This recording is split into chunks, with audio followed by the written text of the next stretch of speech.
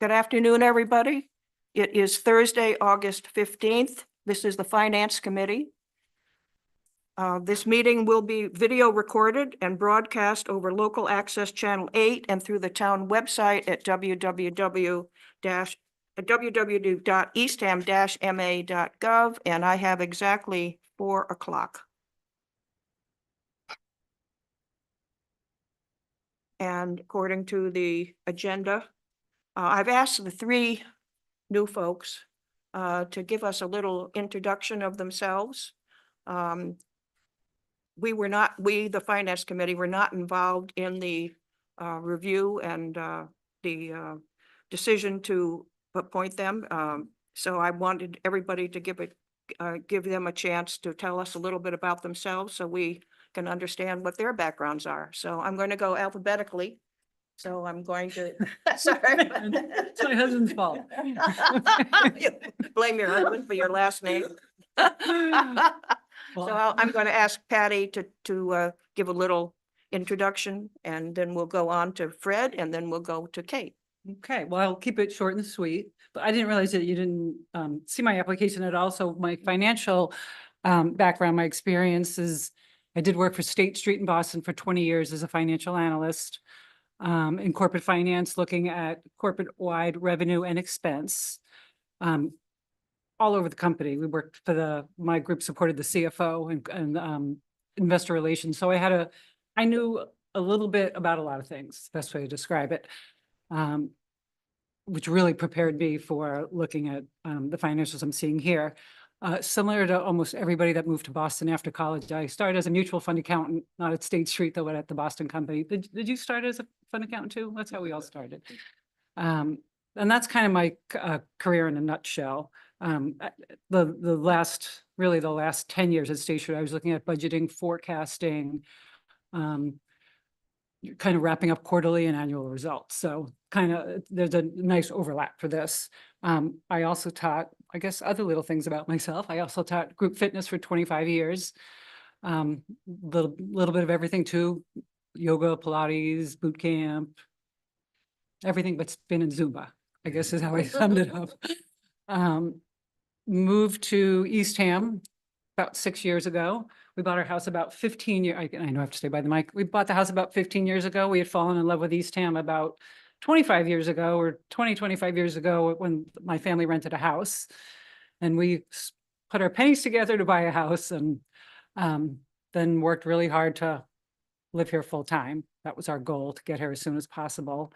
And then since we've been here, we had about a year before COVID, got a dog, locked up for a year or two. And then when that was over, wanted to start getting involved in things. And one of the things we do that was outdoors is we're co-captains of an FE garden, Hay Road on Route 6. I also do some substitute teaching at the Nauset schools. I work mostly as a cafeteria sub, also as a teacher whenever they need help. And then I wanted to get into looking at committees, and I looked at the list, as Kate knows. I only saw finance. I didn't see anything else. I'm a numbers geek, and I wasn't even sure I was qualified. I talked to a few people. They had me talk to a few people. I applied, and here I am. And I'm like so honored to be in this group of people. It's just been great being a part of it. And I used to watch the videos, and I came to the meetings, and I think everyone is great, and I'm really looking forward to being here. Well, we're happy to have you. Oh, Thank you. thank Thank you. you very much. And I'll ask Fred to give a little background. Well, let's see. Well, I started my career in banking just like you did. I worked for First National Bank of Boston, and I was in charge of their new product development, which was then in the 80s was at the dawn of the sort of the computer age, if you will, in terms of personal computers. And we use those technologies to help our corporate customers manage their cash, and the urge of getting into the software business was too strong. And although I have a master's degree in finance, I decided software was more fun than counting numbers. And so I worked for a number of software companies for all the way up until the time I retired in 2004. And the last company I worked for was Nuance, which you probably don't know the name, but you certainly know the technology. It's the technology behind Siri and any other voice recognition or text-to-speech software.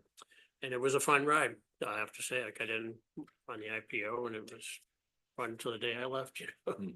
I guess for my colleagues, it's not so much fun because Microsoft owns it. And then when I retired, I decided that, you know, I never had time to do anything for anybody else but myself and my family. And so I decided to do a lot of volunteer work. And down here, there's plenty of opportunity to do that. And most of my volunteer work has to do with Nauset Neighbors, the National Seashore, and the town. And in the respect for the town, I served on the Finance Committee for 9 years. And I was also on the initial Capital Projects Committee for water for, I think, 3 years. I was also on the recycling committee because I couldn't find any warm bodies.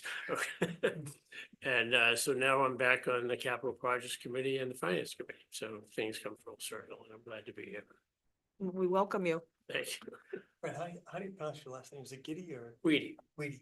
Thank you. If it had no on the end, you'd never have a problem. pronouncing it. Thanks. And I'll go from Fred to Kate. Well, I have not worked in banking. I'm probably the only person here that hasn't. My background is human resources for many, many, many decades. Organizational development, compensation, benefits. I started out as a recruiter. And it seems that in my retirement, I ended up on the search committee recruiting. So it does come full circle. I've lived in Eastham as a full-time resident for 13 years now. And I've come to the Cape since I was a very, very small child. My dad's uncle had a family compound up in Truro. So I absolutely adore the Cape. And when I decided to move here, it was a no-brainer, even though I didn't know anybody when I came here. So I have a huge interest in the finance piece. And I think what I bring to it is I'm able to come up with strategies and creative solutions to problems that sometimes might confound people. Because of my background working with people and coming up with ideas and reimagining things, particularly in the area of employee benefits, during a time when benefits were free and then benefits had to be paid for. I needed people to buy in. So it was the really thinking outside the box and getting people to want to do what we were trying to get them to do. So I think I can add that to the committee. Plus, I have a huge interest in numbers. I absolutely, I've done budgets, large and small, for nonprofits and large organizations. And so I've been a bookkeeper here on the Cape for a couple of organizations, and I also do a lot of fundraising. Thank you So, very much. And we welcome all That is three of it. you. Welcome. Yeah. thanks. So I'm going to move on to the review and possible vote on the minutes of the prior meeting, July 24th. And I think you've all received those minutes, and I want to thank Mara for putting those together for us. Do I have any comments, suggestions, or a motion to approve the minutes of July 24th? I'll make a motion to approve. Roy is making a motion to approve the minutes, I'll second. and that's Tom. Is there any discussion on the minutes?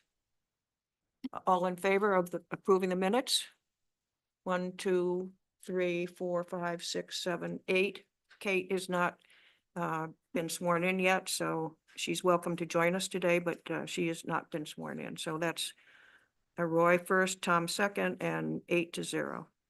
And thank you again, Mara, for the minutes. And now I'm going to move on to item number 3 of the agenda. And I'm sorry, not 3, 4, assessing division. And we want to welcome Alexandra. And I'm not sure how you want to proceed, but No, just she can introduce herself. Colleen sends her apologies that she couldn't be here tonight, but Alex is a great assistant and quite capable of filling in. So I'll let her talk about the assessing department, what they do a little bit, and then she has some slides to share on some of the exciting, valuation type data that I'm sure you'll want to have questions on. So Well, thank you for having me here. Pleasure meeting you all. I hope I can fill Colleen's shoes. They're pretty big shoes to fill, so I'll try to answer any questions you might have. If I don't have the answer, I'm always happy to circle back with one. A little bit about our office. It's just Colleen and I. Colleen's the principal assessor, the assistant assessor, and field appraiser for the town. So pretty small office with a pretty big job. In addition to collecting and maintaining accurate data for equitable taxation. We also do motor vehicle commitments, abatements, both excise, property transfers, deed research, business, personal property,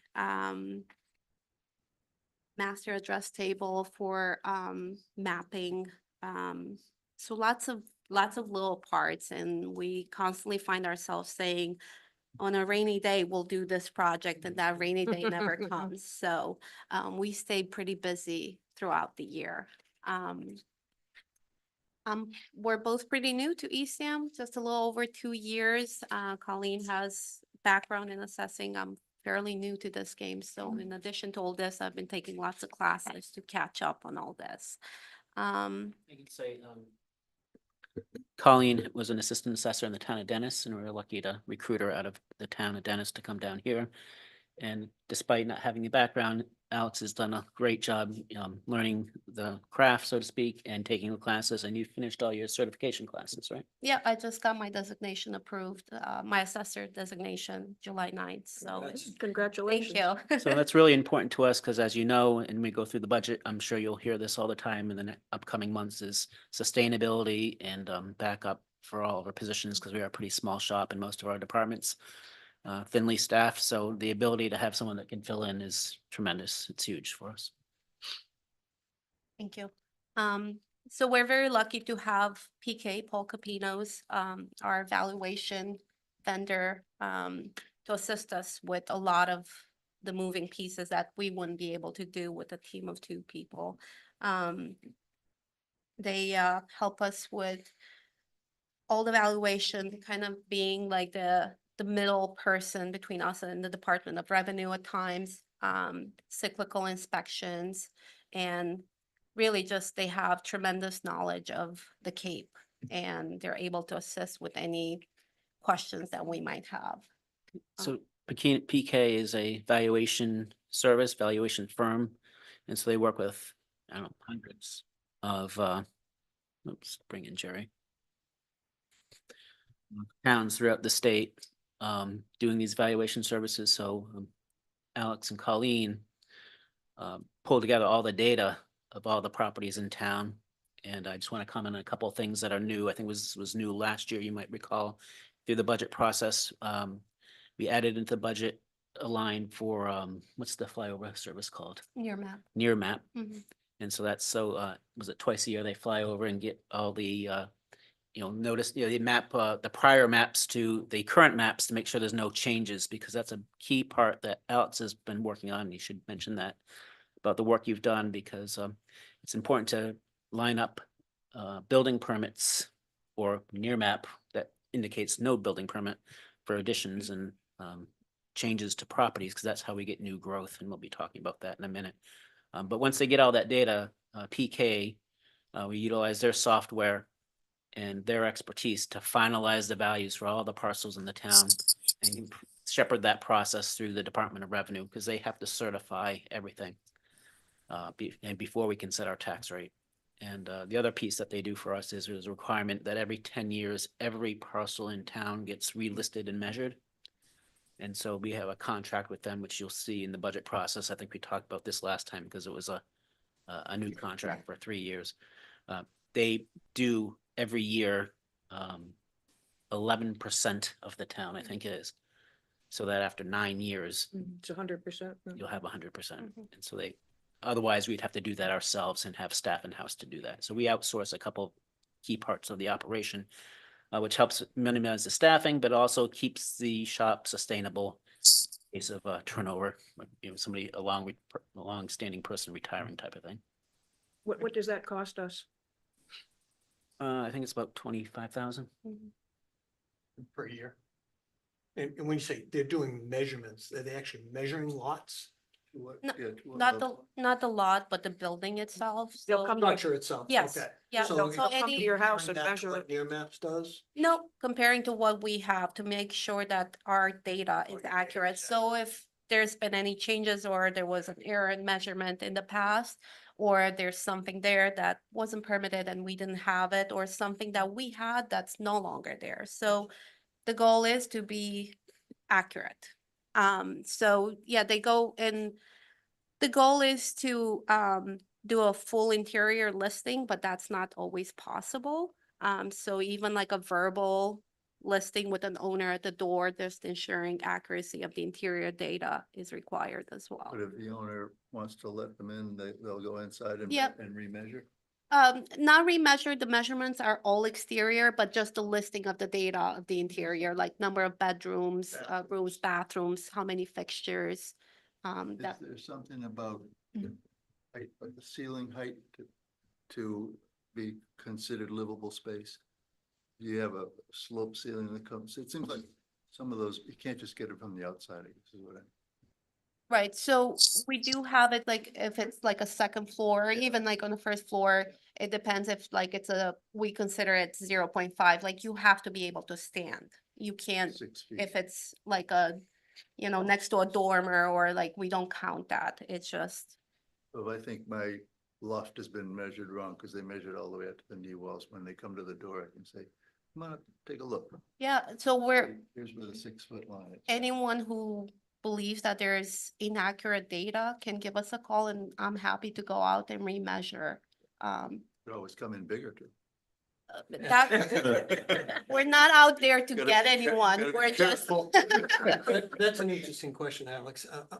People don't have to let you into their homes. No. What percentage of our population lets people in it so you can make these accurate measurements? Um, Just roughly, I'm not gonna hold you to a number. I don't really know for cyclical, but like for building permits, because that's what I primarily visit. What we've actually been trying to do this past year, I've been trying to tag along with the building commissioner. When he does his final or framing or, because that gives way to me do it. access and this way it's one visit from the town and then we're out of your hair. So Got it. we're trying to be efficient and get access and just make sure it's really like, we're not out there to add stuff that's not there. We're Yeah. just want to make sure everyone pays their fair share. Absolutely.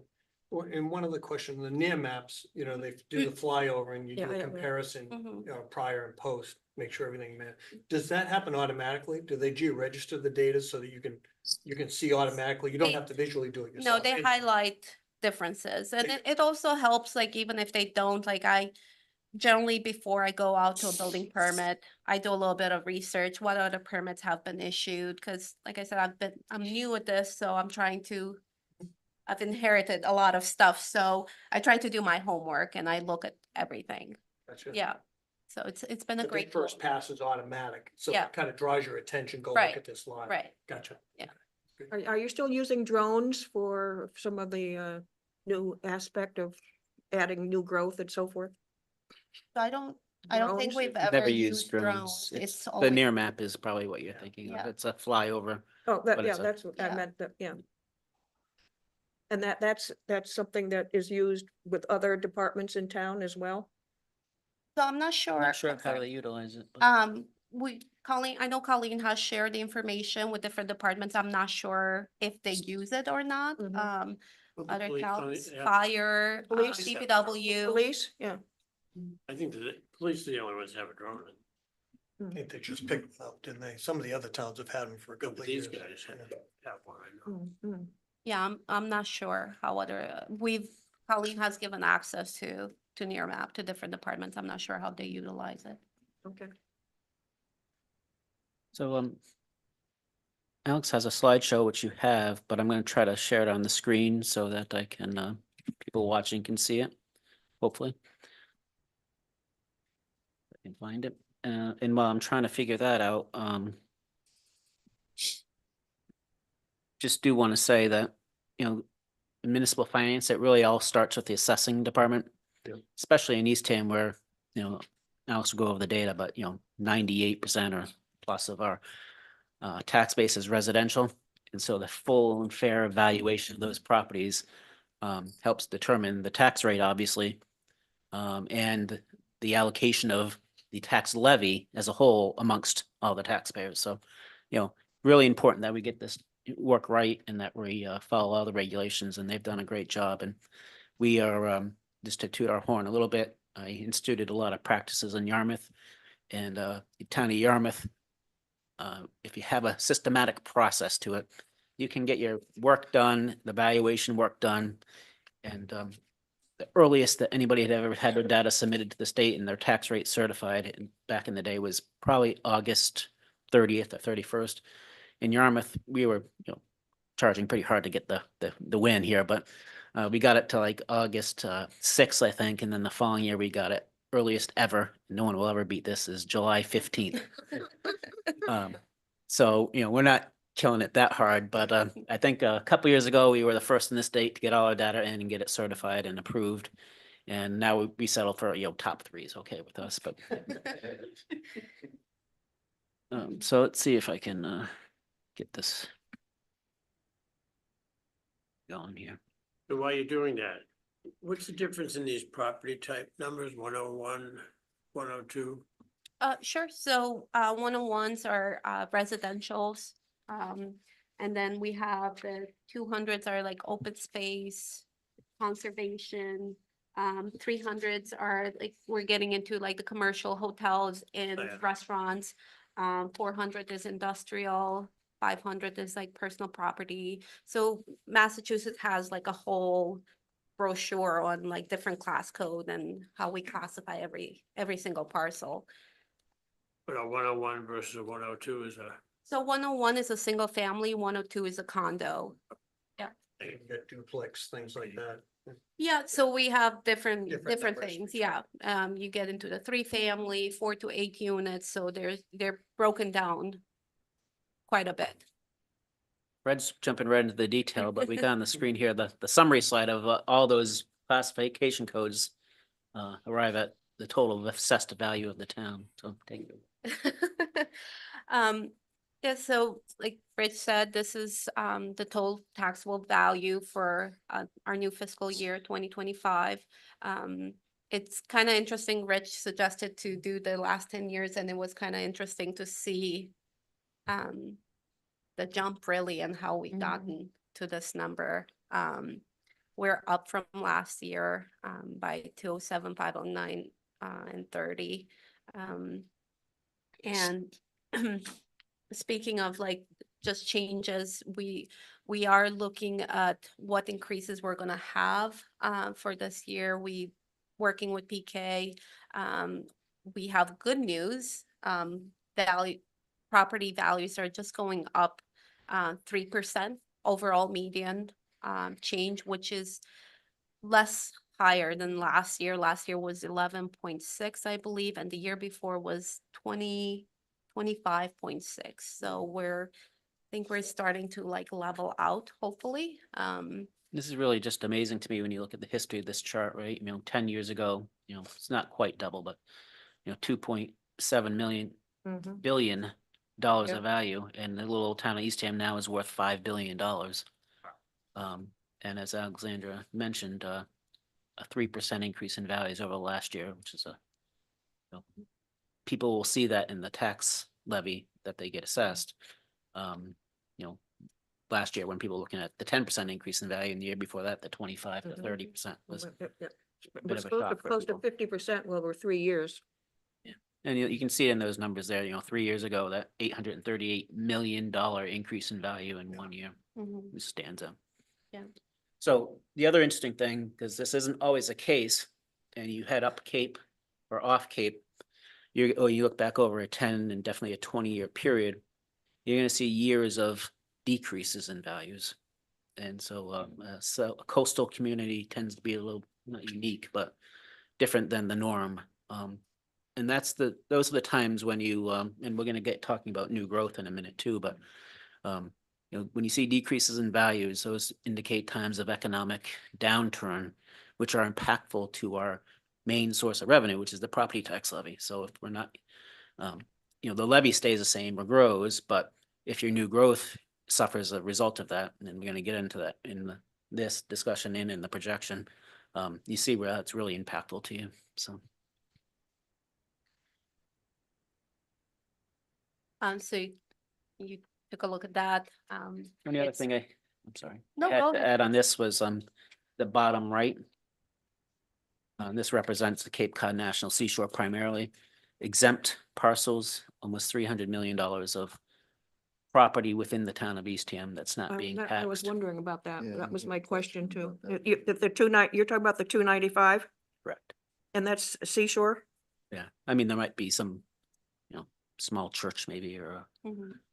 you don't have any education, you know, huge educational institutions. You know, city of Boston has lots of colleges and universities. They have a lot of problems with this type of thing. Is High that school. 412 lots? Yep. It says exempt count, is that what that is?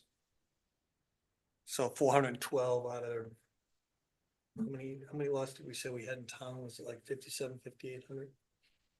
Well, this says 9,579, 9,005. Yeah. But first it's, column at It's the bottom. bottom on the first Okay. column on the left. but that includes, 501s are personal property, right? Mhm. Yeah, so that's personal property too. So the residential, the six. top three really. So it's about 55, 5,600.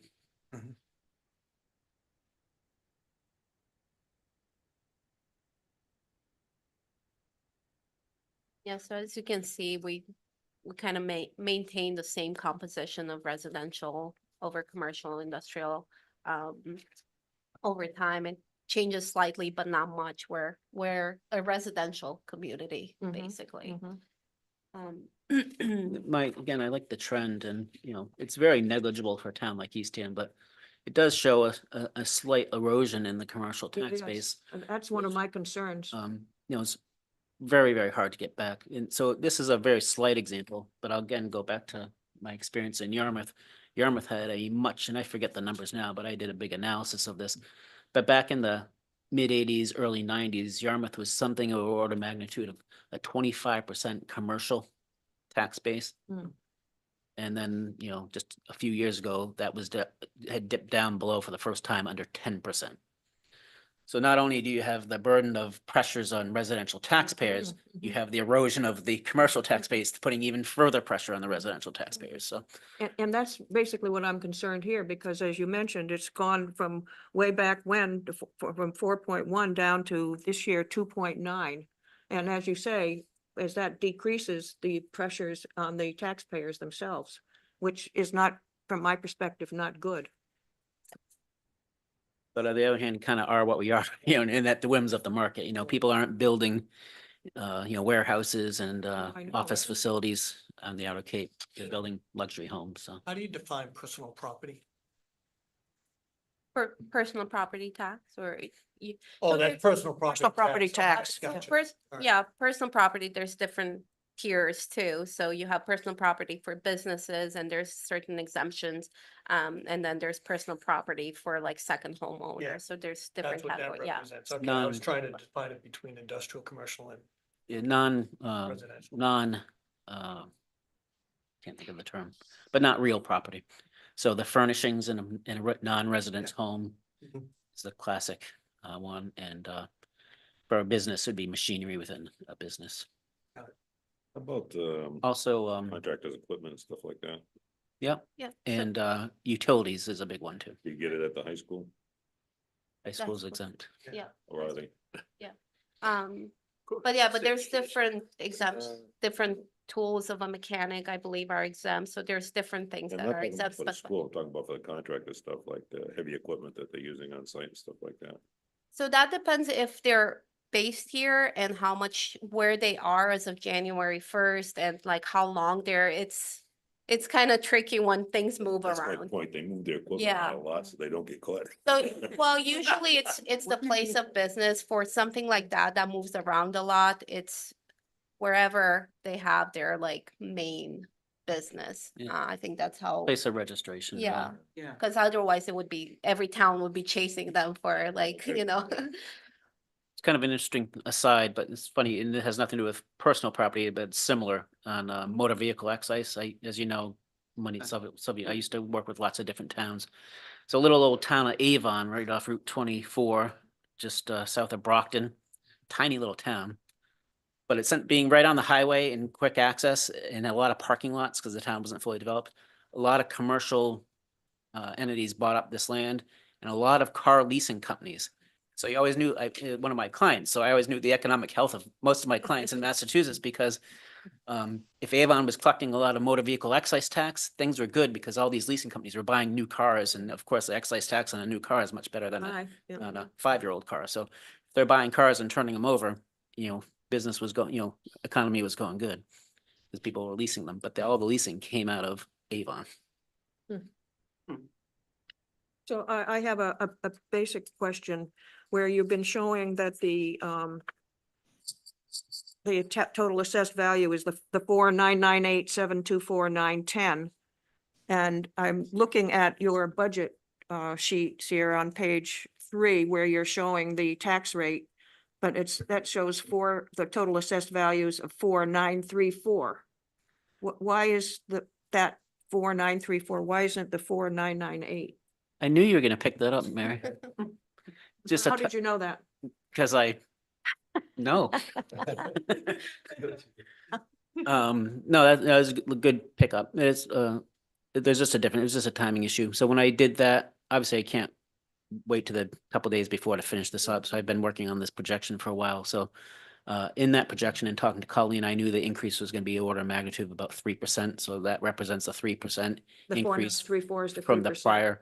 And then in the meantime, since I moved forward with it, just within the last or this week, I think maybe Monday, we got the final value Mhm. that's reflected in here. So So that little bit number, of- the final number for this should be the 4,998. Yep. Well, it doesn't affect that. I was that just wondering, the projection. tax rate is bad enough. And there's still a couple little things. We still don't know the final levy because there's a whole process we have to do we know the votes of appropriations at town meetings, but there's other things that go in the recap, state budget changes and things like that. So we'll actually know probably by next week what the actual final levy is going to be in order to get ready for, For because the this tax? goes through, Alex and Colleen as well. All this data goes into building up our tax rate and going through a tax classification hearing with the select board. So we're doing that in the first meeting in September. Well, I'm just off the record, or not off the record, but in advance, because this is showing the 7.85, and originally we were showing something much smaller than that for our tax rate for next year. So it's from my perspective, it's bad news. Well, remember there's two pieces, right? All things being equal, the impact shouldn't have changed to a taxpayer. So the reason why the rate's different from what we are looking at in the budget is because in their initial budget projections, I think I was using a 6% increase in value. And the result, actual result turns out to be closer to 3. So the values are down. So, basic math, right? If the value is down, the rate needs to go up. But at the end of the day, we're raising the exact same amount of money. Mhm. So should be no impact really on all things being equal valued parcel that I thought might have gone up 6% when we're projecting a potential budget impact, but only goes up 3%. The impact is the same. The dollar value should be the same, just like in the last few years where the rate was jumping up very high. When the value is up, That's yeah, right, the value was tax, so high. tax rate Yeah, comes yeah. down, yeah. I mean, Chatham's got a very, very low tax rate, Well, because of the value of because their their. values are so high, That's but right. they Their- pay, Their they total pay assessed probably- value is very high. I mean, practically every house down there is being sold for Yeah. $1,500,000 or something. the bottom line is if you're a median or a local family, the median to average single family home value, you're probably paying 30 to 40% more in tax burden than you are for Eastham. Mhm.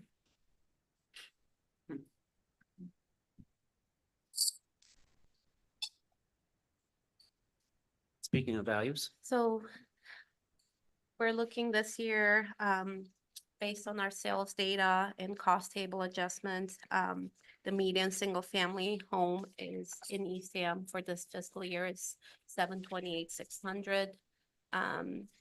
And then the average is 805, 466.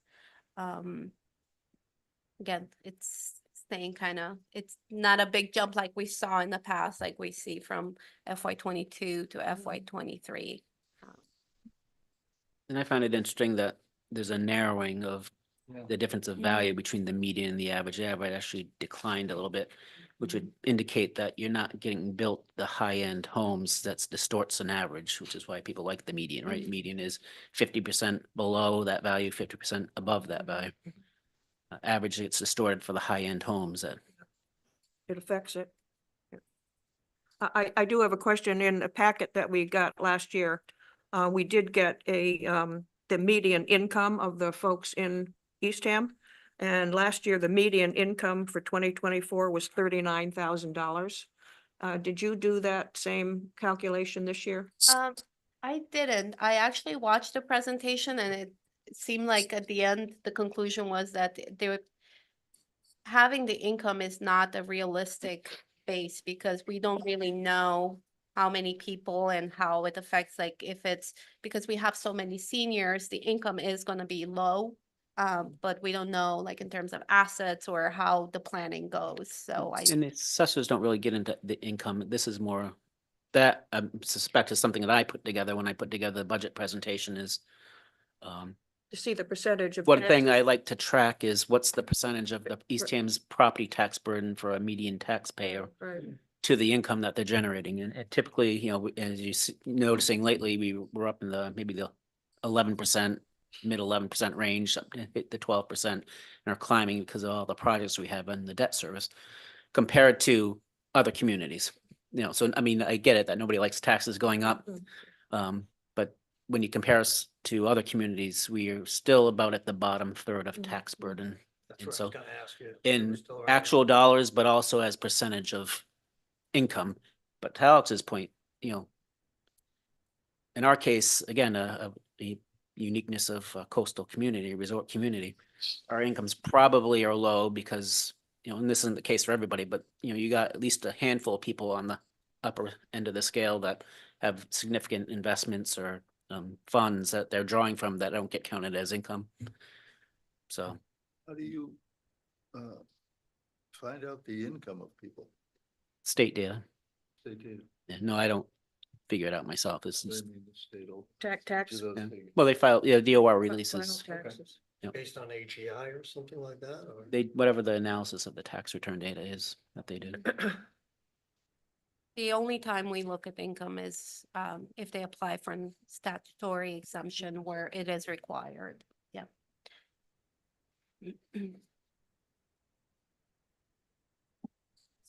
Now we're looking at new growth.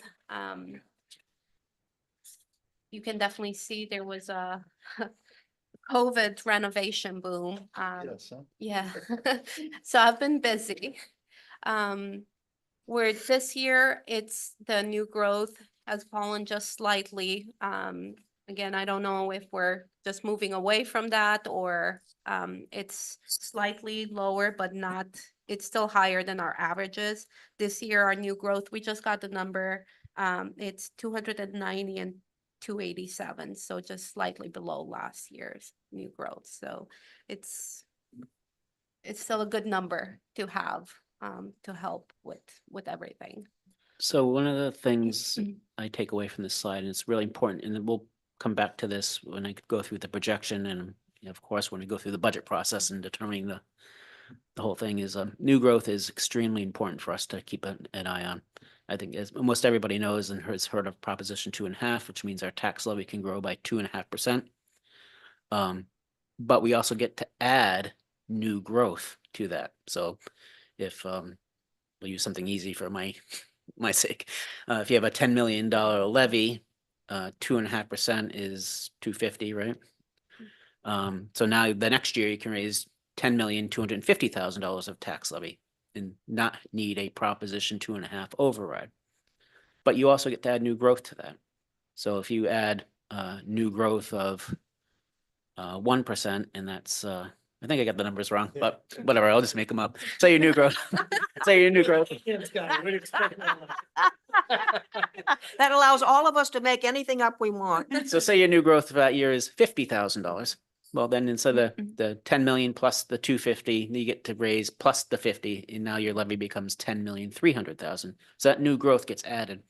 So down the bottom here is a chart, and I don't know if you have the handout, you can see it better than I can see it on the screen, but at the very bottom of the yellow shade here, going back to 2013, Mhm. Eastham is amongst the lowest new growth on Cape Cod.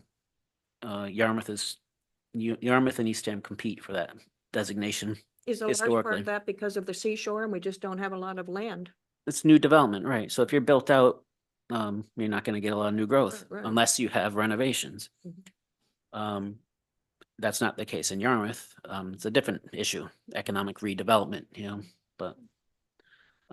Is that true today too, where it's still, low? No, we're much, much better. And it's one of the things I do track in the year-end financial review that we'll be talking about next month. This is one of the data charts we put in there, comparing us to all the other towns on Cape Cod. But if we get 2.5% allowed levy increase under Prop 2.5, and you get a 0.5% of new growth, that means you get 3% property tax growth, right? And so if your budget's going up more than 3%, eventually you can't match, right? If your expense, but because the budget has to balance. And the 97, 98% of it is property taxes. So if your expenses are going up, 5% and your revenue is going up 2.5 plus half is 3%, obviously that's not a sustainable thing. The other thing to point out on that, it doesn't matter how big your budget is, right? You could have $100 million budget that is increasing at a rate of 4% with revenue of 3%, or you could have a $10 million budget that has the exact same thing. You're going to have the exact same problem, just a different order of magnitude, right? So it doesn't matter. Making budget cuts doesn't necessarily solve your revenue problem. And so it's a key thing to keep in mind. Rich, does major renovations like on the Northeast Dam property that we bought? Tom, could you push this? A town center. Thank you. Does that count as new growth if it's a major renovation? Yeah, because chances are we're not doing it ourselves as the owner. Right. We're, providing a lease or, some sort of opportunity for a developer to come in to do it ultimately. And yeah, that counts as new growth. The best example is across the street at The beach plum. no, Nauset, the home. Cedar Banks. No, well, yeah, that too, but the affordable housing complex, Yeah.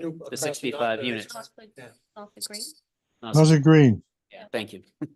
Drew a blank. Off So, Brackett I Road. forget what that value is now, probably in the magnitude of close to maybe $4 million. So that's $4 million of new growth, and we measured it at different points. Alex probably knows better than me, but there's a 25, a 50, and a 75, and a completion value, depending on where they are in the construction. So you don't have to wait. That's another key thing that Colleen and Alex do is back in the day, the old school way of doing this was just wait till everything was done. So you could have a couple years where you didn't pick up growth. And it's important that you pick it up as soon as possible because it's a compounding effect, right? If you pick up growth, you get your 2.5% increase on that growth. So if you wait 3 or 4 years till something's done, you missed a couple of years of compounding. Of adding. So, not to get too far off the track, but that project that you mentioned, Nauset Green, it's a big number. Shouldn't it be reflected in these new growth amounts when it came on back? Because it came on in maybe over a couple of years, but still you would think if $4 million was coming on, something would have bumped up. Yeah, that was probably my first year here. I think it got finalized. So I think that's the 187 perhaps. That one, okay, yeah, from 119 to 187. But Well, then you got pieces of it though, $60,000. but you got it spread out over multiple years, right?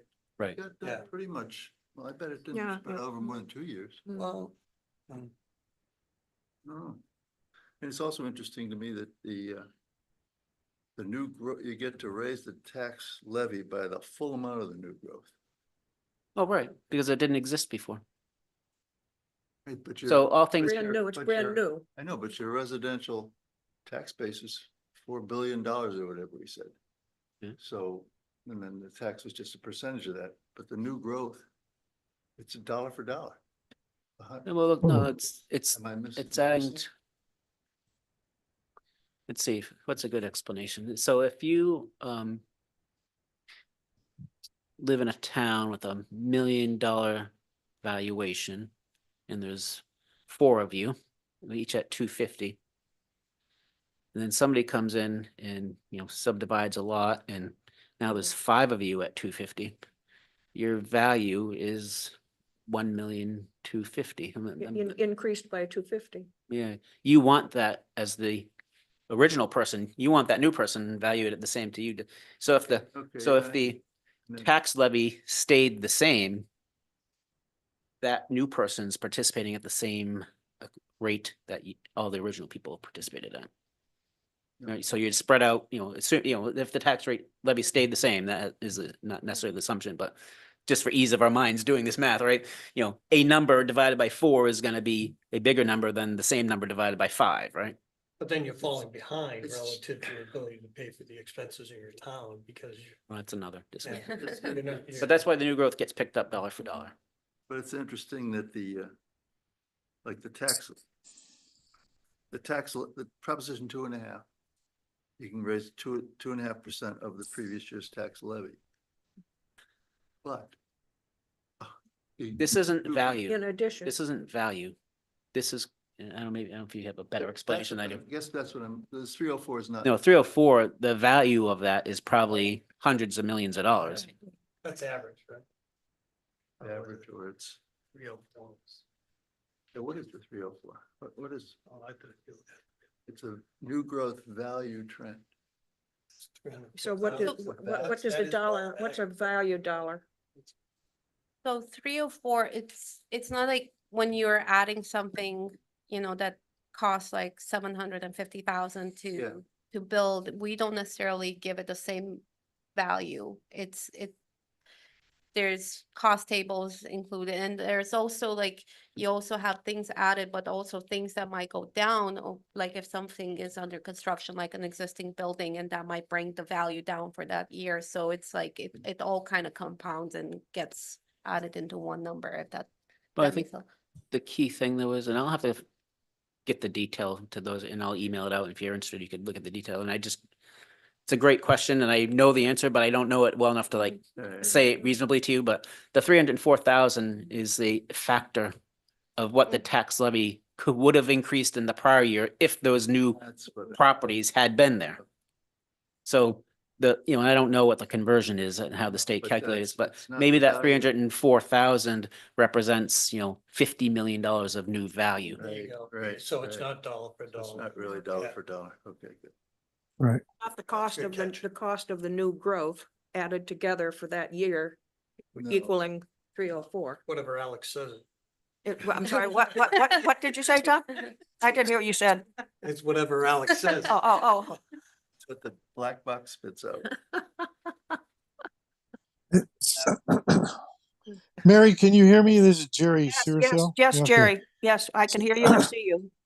Do you have a Oh, question? that's the sad thing. You can see me, but the 304 is basically the taxes on the new growth that we receive, right?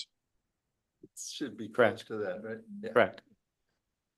Right. So it's not the value of the new growth, it's the tax that we receive and The additional tax, the tax that we can get on the levy, what the we can get additional from the levy. tax that would be paid on the new growth, depending upon the value of the new growth. Yeah. Okay, thanks. I think the key is that the value drives new growth. So in other words, Right. why is new growth so high? Because we had lots of value of renovations or new homes being constructed, right? Yep. And so if we think about that, if you're in an economic downturn, like in the 80s or 2008, and you're not building a lot of new buildings or renovating a lot of old buildings, your value is not going to materialize and your new growth as a result is going to be less. Right. Alex, first of all, thanks for coming in. What is the relationship, if any, between the appraised value, the taxable value, and market value? So Massachusetts required that we bring all properties at full and fair market value. So that's why there's a sales analysis to make sure that we are in line with what properties actually sell for, and they get adjusted every year. In terms of taxable and assessed value currently, because we don't have, for the most part, it's not 100%, but we don't have like a residential exemption or something where you apply a certain, like, almost like a discount or, Mhm. but there could be, for example, properties that are under chapter land. So they do get like a different taxation. So that could be different too. Well, and to expound on that, and I don't know, not, my assessing days are long gone, but, I know enough to be dangerous, but the definition of full taxable value in the regulations and the rules that they have to follow and PK has to follow when they get values certified with the state is they target 10%. And if Alex talked to you, does this sound familiar too, that the target is within a 10% variance of market value is accepted, because you're never gonna have perfection. So you have to have systems in place to achieve at least a 90% of that full and fair market value. But it's not a default position. The house is worth $1 million, we're gonna assess you at 900,000. But remember, these are also values as of January 1, and it's static and it stays. So, all the work they're doing now has not taken into account anything that may have happened subsequent. Gotcha. Thanks. So is that a change from the old days, I'll call it, back in the seventies and eighties, where your tax rates sometimes were like 70% or 75%, less than 100%. We're driving towards 100% valuation now. Is that true across the state? State line. Massachusetts, yes. And how yeah. long's that been going on now? Long. I don't really know, but I know that certain states like Connecticut is, Yeah. I think it's like 70%, so different, yeah. Okay. I'm not really sure how long this has been in. But we're targeting 100% valuation. Correct, Gotcha. yeah. And like Rich was saying, there's two different things that the state requires. There's assessment to sales ratio, and that has to be between 90 and 110%. And then there's a COD coefficient of dispersion, I think it is, and that's got to be under 10%. So they look at those, we have to be within those numbers. The real key, however, in all this is to be consistent, right? So, for example, Paul, Tom, everybody wants to be valued at 100% of what they ought to be valued at. But Well, let's just make. I would prefer 75. No, no. Let's make 75. Yeah. I don't think he- I'll take 75 and then. But I no, don't think he let's say- agrees with you. Yeah. Let's say you're 75. Okay.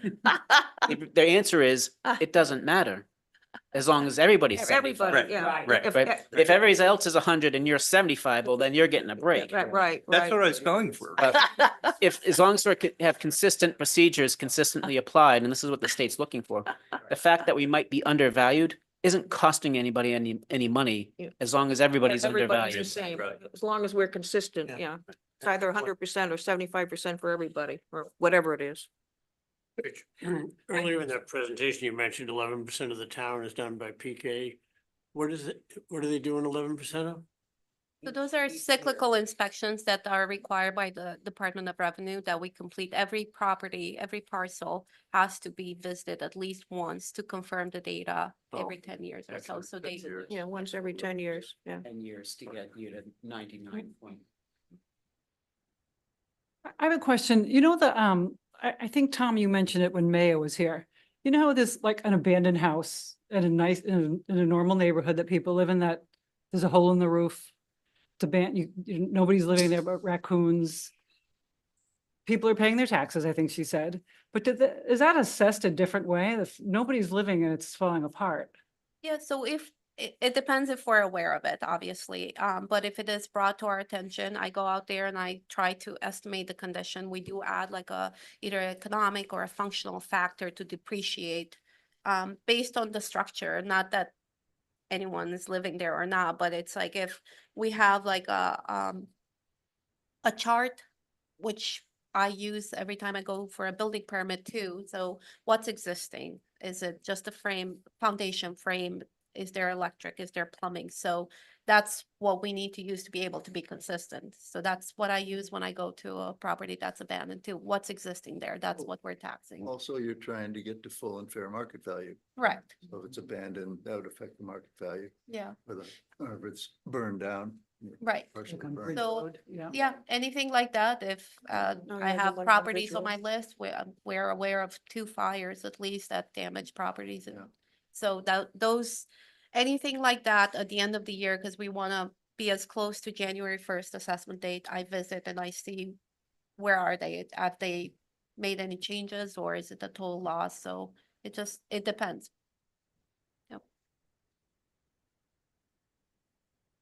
Any other questions from folks? So in Massachusetts, for tax purposes, we tax close to the assessed value,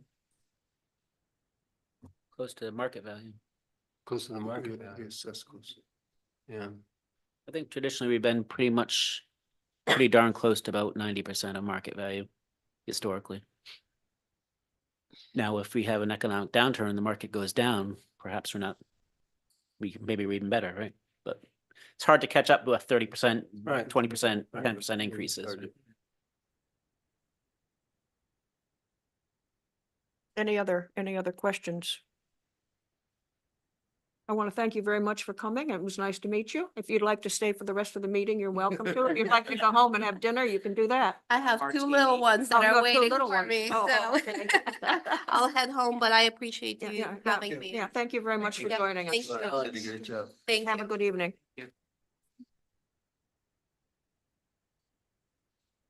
Okay. So we'll move on to the operating budget. This is the operating budget projection. Projection, sorry. I So, meant to say project. So, I'm an old time accountant and one of my first clients ever didn't like auditors. So he was a construction company. I'd go into his office and I'd sit there and behind his desk, he'd had a sign that says, auditors are the people that, if he had more words to it, but at the end of it, it's like auditors are the ones that come in after the battle's lost and bayonet the wounded. So, when I do this projection, that's kind of how I feel.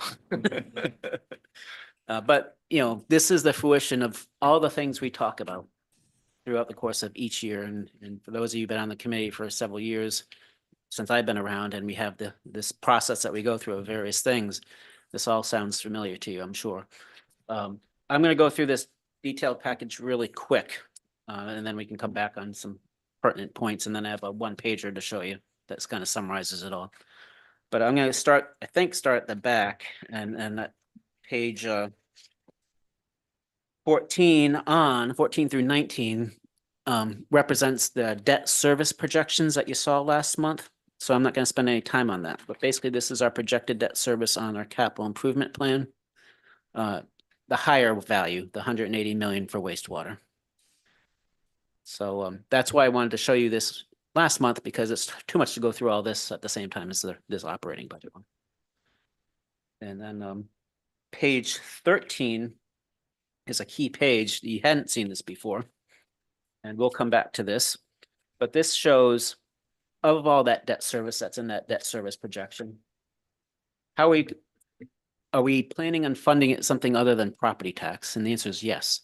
And so we got to account for that when arriving at our tax levy projections, right? So the key things here are the top shows all the debt service that's projected to have to be paid. And then right under there, it says debt funding sources. You see Town Center Plaza, TCP, wastewater planning, in FY25 funded of $1,160,000 from short-term rental excise. Next year, you see it going down to $1,020,000. The year after that, you see it going down to $567,000. It's receiving less funding, and that's intentional for this projection, but it's also a topic for our future discussion as well.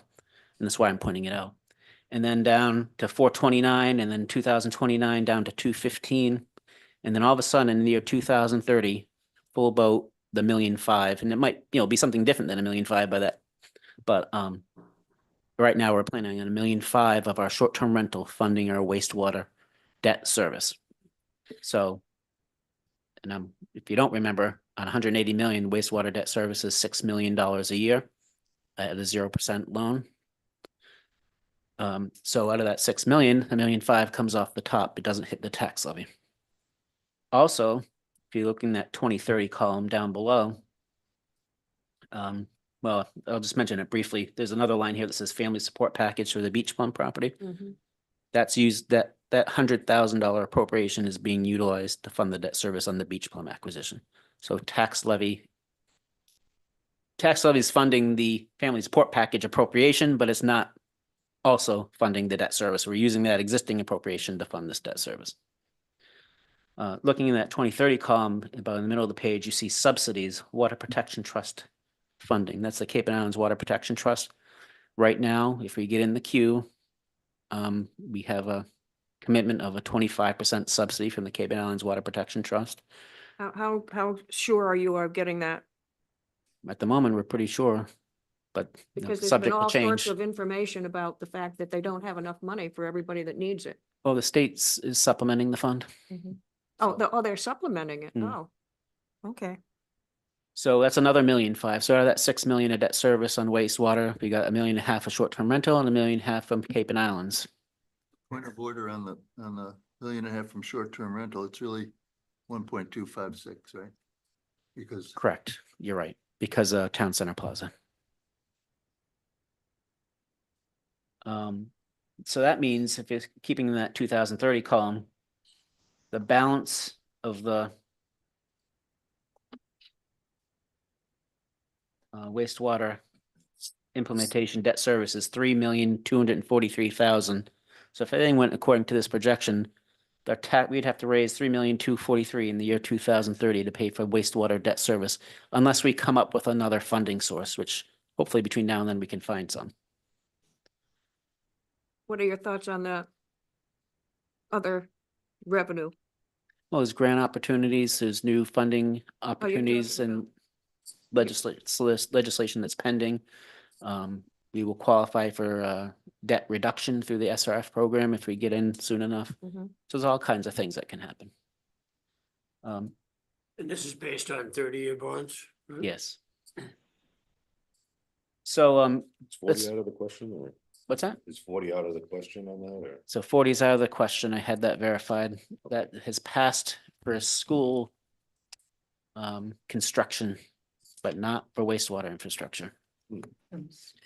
Which anything infrastructure, utility related seems like, going back to my old town of Avon, they got an award for having 100-year-old wooden pipes. I mean, so it's.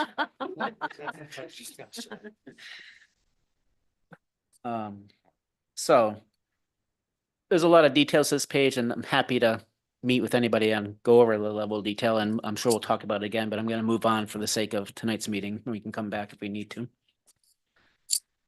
Moving to page really 9, but starts on 10 and 11 is the detailed funding sources of the town. At the top being a calculation and projection of the tax levy. And you can see we start with the prior year tax levy at top in each of the years. And the first thing that increases that is 2.5% increase that's allowed under Proposition 2.5. And the next thing is new growth. So right now, I put in, Alex just reported, we just got this number yesterday. The new growth for 2025 is 290,000. I had in here 250. That's a little bit better. And then I have 250 for next year. And after that, it's, I basically put in a 0.75% new growth, which I'm hoping isn't optimistic.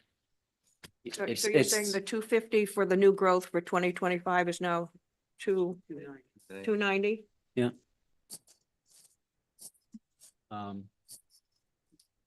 then the future is basically looking for 0.75. So we've been getting 1.2, 1.3% new growth in recent years. But that's not gonna be sustainable for ever. And so I would expect that to come down. Hopefully, it doesn't go down more than the 0.75. Hopefully, we don't get back to 0.5% years again. But if we do, now you guys have a sense that, well, our projections are based on 0.75, so you can do the math, plus or minus if things are better or worse than that. And is fiscal year 27 the year of negotiations with staff? Yeah. So that was the next point I wanted to point out on this page. Some of the new members of the committee might not know this, but the rest of you will sound familiar. I've had the philosophy that town meeting has to approve collective bargaining agreements. And of recent years, especially because of wage inflation and housing costs and cost of living around here, negotiating labor contracts on resort areas, you don't get, the 1% and 2% deals that other places possibly could get. And so our contracts tend to be a little bit more expensive. Typically what happens in small towns is people aren't paying attention. They're doing this level of planning and they know they got to bring their contracts to town meeting for approval. They get that approval and then a year or two later, they got to come back and say, well, geez, why isn't the budget balancing? We need an override. Well, I know the answer because the biggest driver of our cost is employment costs and wage rates. It doesn't take a rocket scientist to know if you have a contract with an average value increase of 4.5% and your revenue is going up 3%, is what we just talked about earlier, that there's going to be an imbalance. So with the philosophy that I've instituted, that I think you supported last time, and we'll see how it goes for the future, but if we're going to bring contracts to town meeting to say we'd like you to approve these collective bargaining agreements, you need to attach the funding of them. And so they need to know what the cost of them is, not just that they were done and everybody agreed. They're done and everybody agreed, and it's going to cost you an extra $1 million over the next 3 years above and beyond 2.5%. So you're anticipating for the year 2027, the override of $1.2 million being due to collective bargaining So we did this in, I forget the fiscal years, a but year ago. but the last contract that we settled was for the year 24, Right, 25, and 26. Right. And when we authorized those contracts at town meeting, we attached money to that as an override. So if you are happy with these contracts and the value they provide to our employees and the cost to us, then we need the override to fund it. And that will carry us 3 years. And that's kind of been our unwritten promise is we're not going to ask you for an override for general operations Until the 3 years are up. until those 3 years are up, and then we'll see what the new contract looks like. And if that one is, unfavorable financially, so to speak, compared to our revenue, then we'll tell you what the cost of that is in excess of the 2.5. And try to do it every 3 years. So 27 is the first year. Estimated might be 1.2. Yeah. And so the 1.2 is probably more than you need for FY 27, but that's the responsibility in my role For the to next 3 years. steward that to make sure that we don't overspend it in 27, so that's available for us for the 2 following years. So shouldn't we show something for the next time? You've got $1.3 million for 25, $1.2 million for 27, but you don't have anything 3 years later. That's right, because I just want to show you the damage. Don't you worried about 2031 yet? So that's the funding page. Also down here is local receipts. So I show some growth in local receipts. State aid is obviously on page 11 is available to us. We get a relatively negligible amount of state aid. And other available funds is, like the ambulance fund is the big one that contribute to our operating budget. Rich, I have one question. Where's the funding for the transfer station? I didn't see that in the sale on the. It's on page 10, Jerry. It's under Okay. charges for service, solid waste, about 2/3 of the way down. Oh, okay. Thank you. But just so before anyone asks, this is general fund only, operating budget only, and not including capital, doesn't include the water enterprise fund. The prior pages to that show the detail of our appropriations. And the format ought to look familiar because it pretty much mirrors the table that goes in the town meeting warrant, just with some expanded detail. And then again, so that's starting on page 5.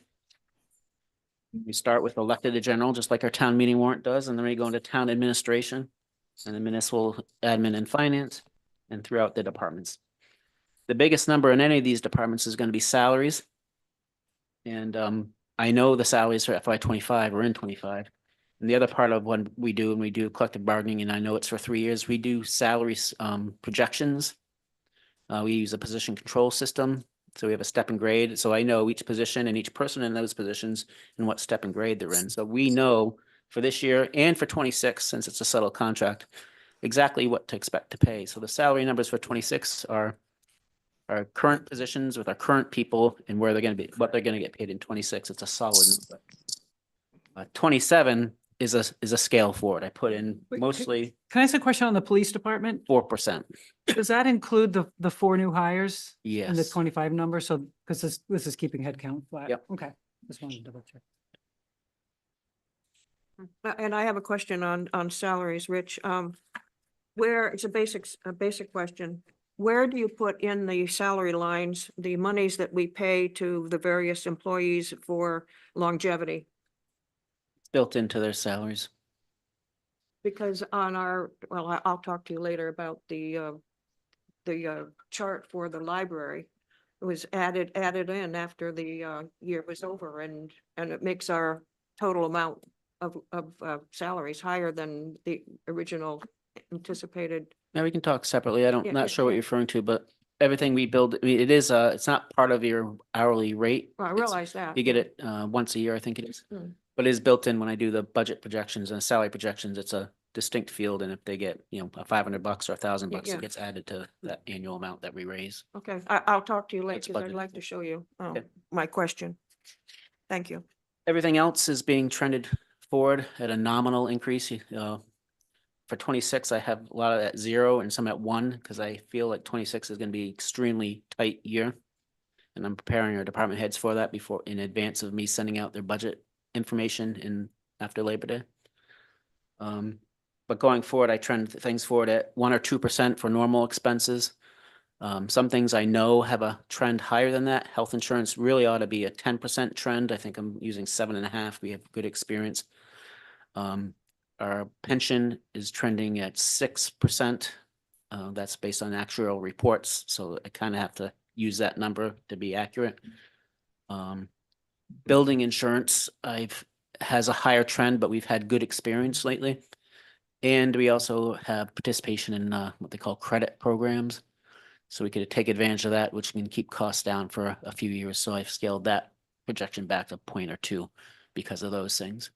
And the other thing on health insurance, and at some point I'll update you about the police department. We're gonna go forward and get the 4 new officers, and our health insurance budget can absorb that. And one of the reasons it can absorb it, I mean, it's over budgeted anyway. But also, we've been successful in moving, I think at this point, up to 12 people onto a high deductible healthcare plan. It's an option that we offered.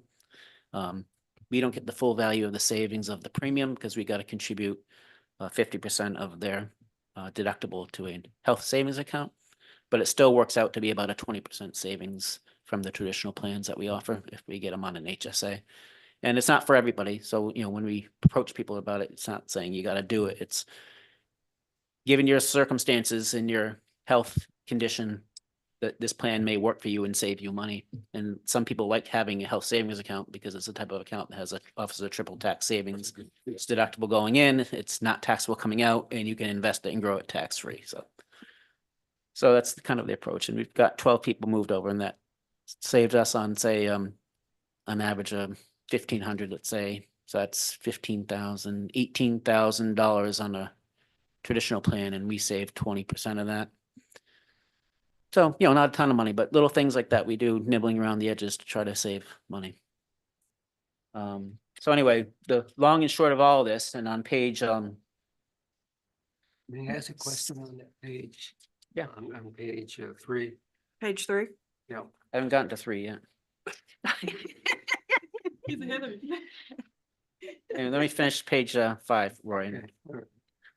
On that, whole arrangement of expenses on page 7, there's a subtotal about near the top of the page. It's in the white section there. Yeah. That's a subtotal town-funded operating budget. So so the operating budget, since I've been here years, I think most of you know, I've kind of purified it to represent annual operating expenses only. There's no capital in there, that type of thing. So I'm this is sorry, the are you on page 8? Oh, no, it's back to 7. Oh, 7, I'm sorry, thank you. And so subtotal town-funded op budget is 22.7 for 2005, projected to go up to 23.7 for next year, 26. Then below that, we got educational budgets, Mhm. and this might be a bit optimistic, but I've trended those forward all at 3%. See that, yeah. And then the debt service isn't trended forward at all. That's the bottom section here. Yeah, that's a. That's issue. actuals based on our actual existing debt schedules plus the debt projection that we did. And then the state and county assessments. And then finally on page 8 adds all those up to the grand total.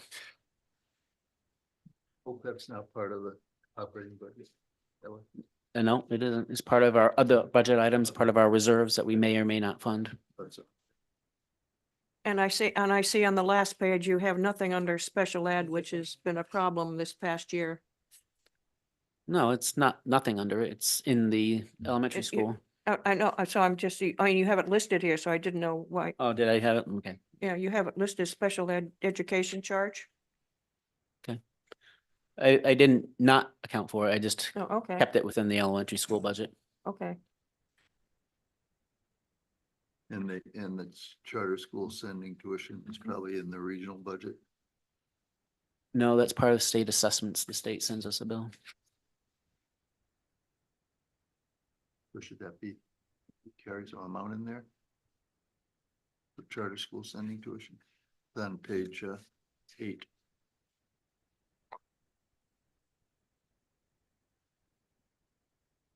Page 8. What We have haven't you- been assessed for it. Well, yeah, that's a line from the state, but yeah, obviously ECM's not assessed for it because charter schools don't operate at the elementary level. So middle and high school, so that goes through the district, yeah. So finally, all those parts get summarized on page 3. But Roy's jumped ahead to all the action. It's going well for me. So on page 3, each column represents a year. And you see the subtotal for the town operating budget, 22.7 up to 23.7 based on the projection. The subtotal for the education budget, subtotal for debt service, the subtotal for state assessments, and then the total appropriations that we'd have to approve. Then in the middle, there's the funding sources. What's the property tax levy? And the key here is based on the property tax levy that we can raise based on the calculations I did in one of these more detailed pages that I roll forward to here, is it sufficient to meet all these needs? And that's where it shows in the blue. And I've also accounted for, even though it's not really part of the operating budget, but we use our tax levy, as you all know, an override of 400,000 several years ago to contribute to our capital. So I got to account for that too. So that's why in that blue, you see the net surplus on the operating, less the 400 that we take out for funding of capital from the tax levy. And for this year, we'll be ahead by about 114. It's actually going to be a little bit more, which I'm going to need to balance out 26, because you can see 26 is right to the bone. Yeah, right, yeah. You look at that green line, 499. and that's with, Good planning. if I can get, chiefs are both in to see me today about things that they need, and, body cameras are expensive and they're finally getting that going. So there's a new operating, every time you do something, it adds an operational cost to it. So, then in 2027, you see, we're ahead of the game by $762,000, but that's because of a $1.2 million override. Mhm. And that's got to last us through 28 and 29, and it shows that it does. And then to your point, Mary, why don't I show one in 2030? And that's just for effect. What happens if you don't do that in 2030 and 2031? We have a problem. You're going to be short, right? And then finally, the bottom of this is the property tax impacts. What does all this actually look like, and what's the cost to a regular person in town. Mary pointed out, I'm a little low on that assessed value. It doesn't, it's not that impactful to the impact to the result. But just under $5 billion this year. If we go up 3% next year, we'll be just under 5.1 billion. And then I'm scaling it down, anticipating a slowdown going 2, 1, and then to ones. And based on those values and the levy that's indicated under this net property tax levy in the middle of the page, I can calculate the tax rate. And so you see the tax rate going up accordingly. And if I trend the median valued home at the same rate of increase, the 3, the 2, or the 1%, that's the value of the median homes going up. And I can estimate based on that, what's the burden for the taxpayer. So we're Almost going, $800. I'm going $5,700 to $7,000 in 2031. But that includes the impact of wastewater in that too. So you're showing the total assessed values, which we've already discussed, that figure needs to be upped to close to the 5 million figure, the 4998 figure. Yeah. What does that make the tax rate be? I don't know, Mary. I'll know next week when we do our tax rate Oh, okay, preparation. okay. Richard, just one question. And I know you've said this to us before, but just help me understand. When I look at the receipts on the short-term rental excise, it stayed around 1 million for 25, 26 and went down for a few years and it came back to 1.5 million. Is that just because you had to balance your forecasting relative to needs and receipts? No. You would expect that to grow? That's a, can you just hold that question for a second? Because Okay. I did want to go back to that, Okay. but just to kind of round out, make sure anybody has any questions on the general thing. Of course, these are all projections. It isn't obviously not going to happen like this, but we're speculating, but it hopefully gives you some direction of what's ahead of us. And if you don't like any of this stuff, then, you know, it's hard to turn on a dime, but if there's something you don't like, you know, 5 years from now, you know, now's the time to let us know. And I can, you know, with me try to do something about it, you know? Rich, why do receipts drop in fiscal year 27, 28, and 29? That goes to Tom's question, because I dropped off the short-term rental receipts. Right. And I guess I'll just tell you now why I do that. So I'm trying to come up with a way to fund $6 million of debt service for wastewater. Half of it's covered between $1.5 million of short-term rental when that kicks in, and $1.5 million from Cape and Islands Water Protection Trust, assuming that we get that. We're going to look for other funding sources, but there's something that exists right now that I can take advantage of. And this is why I'm mentioning this, because you may not like the strategy, but I think I've mentioned it before, and now it's starting to come to fruition. So we need to hone in on it over the next year or so. There's debt that drops off every year, but most of our debt is exempt debt. So what exempt debt means is your property, you can raise as much property taxes as you raised last year, plus the 2.5%, plus the new growth. And that gives you an amount, let's just say $30 million. You're allowed to raise $30 million. And if you can fit your budget under that, great. But if you have exempt debt, say $1 million debt service payment, and it's voted as exempt, you get to add that $1 million of debt service onto your levy. So instead of 30 million, you get to raise 31 million. But when you don't have that $1 million, let's say the next year it's only 800,000 instead of $1 million payment, you only get to raise $800,000. So you have debt drop off, but it financially, I mean, it saves, you know, There are pluses and minuses. it's less tax money you got to raise to your residents, obviously. So obviously a benefit. But as an organization, it doesn't benefit us. We don't get to keep the $1 million, so to speak. As it drops off, we can't raise it. So what I'm trying to do is balance the short-term rental to match it with that drop off. So if everything had stayed equal, you know, budgets and tax levies, as that debt dropped off, say $200,000, I'd drop off $200,000 of short-term rental tax. And our tax levy ought to be perfectly even. And your tax rate, if all values stay the same, would be perfectly even. And I do that under the philosophy that you voted for this thing and you're accustomed to that level of paying that level of tax, that you'd be comfortable paying that level of tax again next year. No, that's presumptuous. And that's why I'm bringing it up to you guys for this discussion, right? But maybe you don't mind that. Maybe you'd, you know, some people would like to see it go down and go down and go down. But if it's going to go down, that year when that debt service kicks in, it's gonna spike up. So the goal of dropping off the short-term rental money is to match the drop off in the exempt debt. It's the theory of keeping it on a nice level tax burden and tax rate.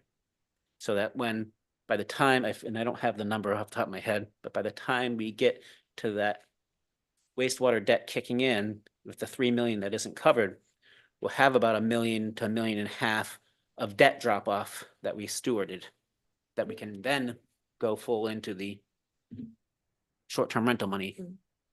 So you don't get that big spike. It's a balancing act. If you didn't have the wastewater hanging out there, you might not care about the exempt debt dropping off. No, then we'd have the, Rick Knight discussion of why aren't we using short-term rentals to fund the operating budget? Yeah. Right. But that's been the plan all along, is to utilize short-term rentals to pay for debt, which is why we don't commit the 1.5 million to our operating budget. In the meantime, it doesn't mean that so that amount of short-term rentals that we're not using, that hopefully still really exists, right? We're actually getting the money. Continue doing what we're doing. And at the end of the year, determining how much we collected that is contributing to our free cash and voting that free cash to a wastewater stabilization fund. Because the other big concern I have is, aside from the cost of implementing a wastewater plan, is the cost of operating a wastewater plan. And a wastewater plant from day 0 to implementation is very costly because you don't have ratepayers. And so the stabilization fund hopefully will carry us for a couple of years until all the ratepayers kick in. Okay, and that's really where I was coming from. You're really collecting 1 million plus still in the short term, it's falling to free cash. Just And then not free using cash, it. you can do it. In this operating budget, or to pay for the debt until 2030. Got it. Okay, so it's still there. It's just that. So dollar for dollar on the reductions of the short-term rental, you're gonna put in the stabilization fund. Yes, For a couple of years. for about 4 years, 4 years? in 26 to Yeah. 30. Right. So it shows it goes up to 1.5 and 2030. Thanks, Rich.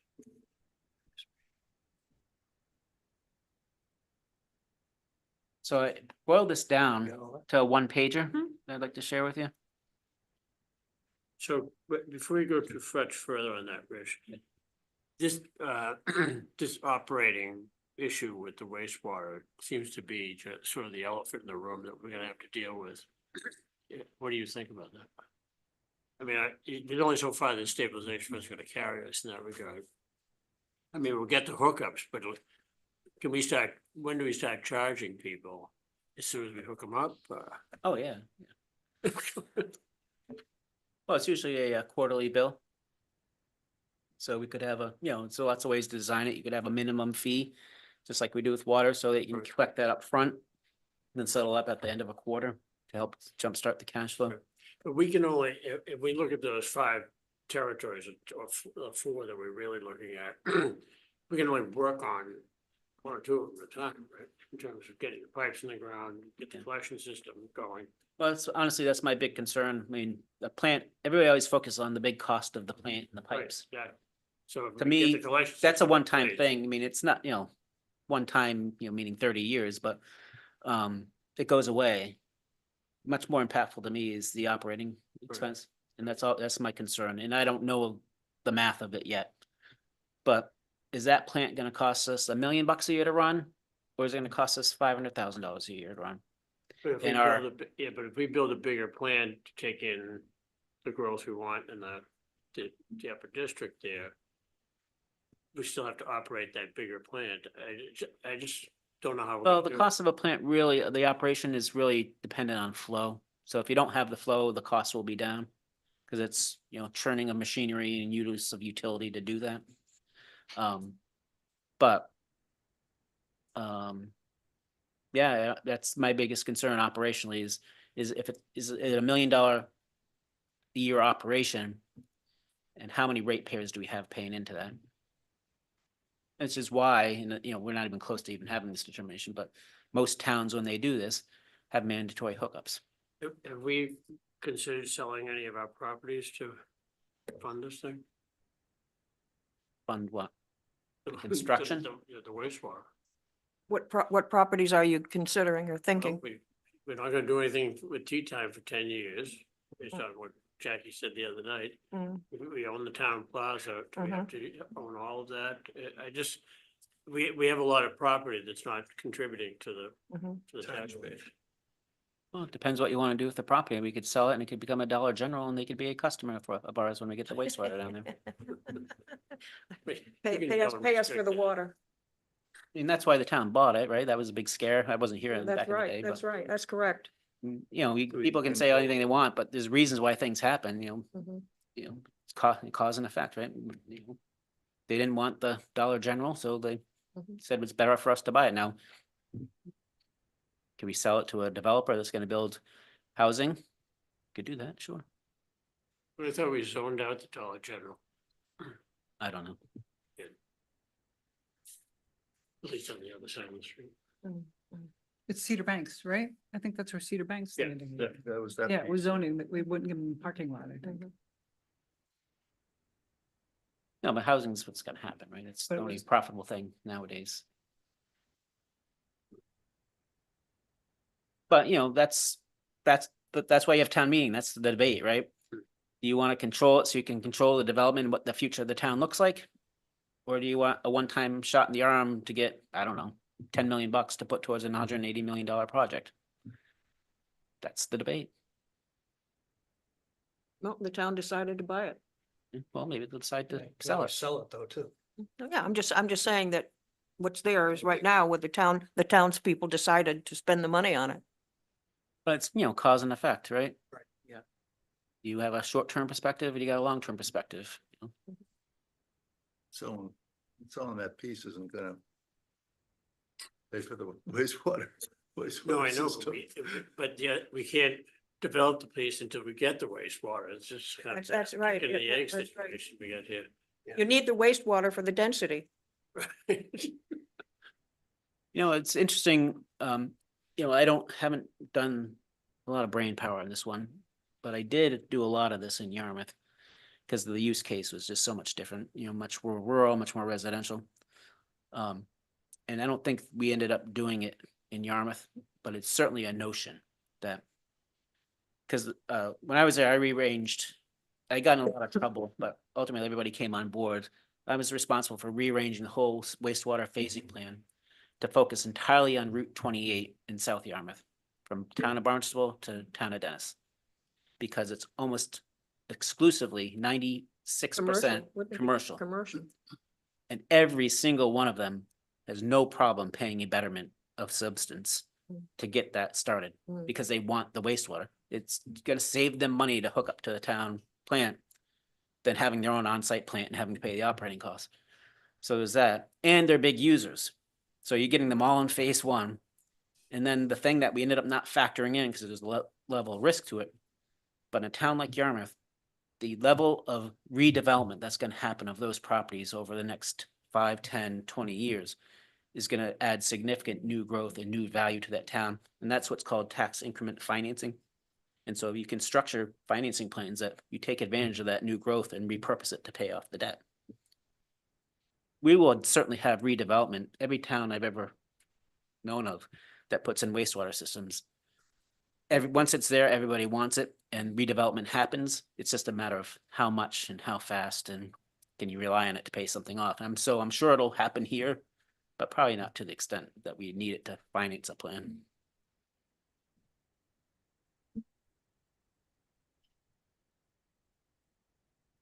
All right, you can ready to bayonet the wounded? You're not wounded yet. This is how I boil all this down. And I put it on the screen. I don't think I sent this to you, but I will. I just did this after I did the projection, because I was just thinking about it and this kind of nails it as to the issue.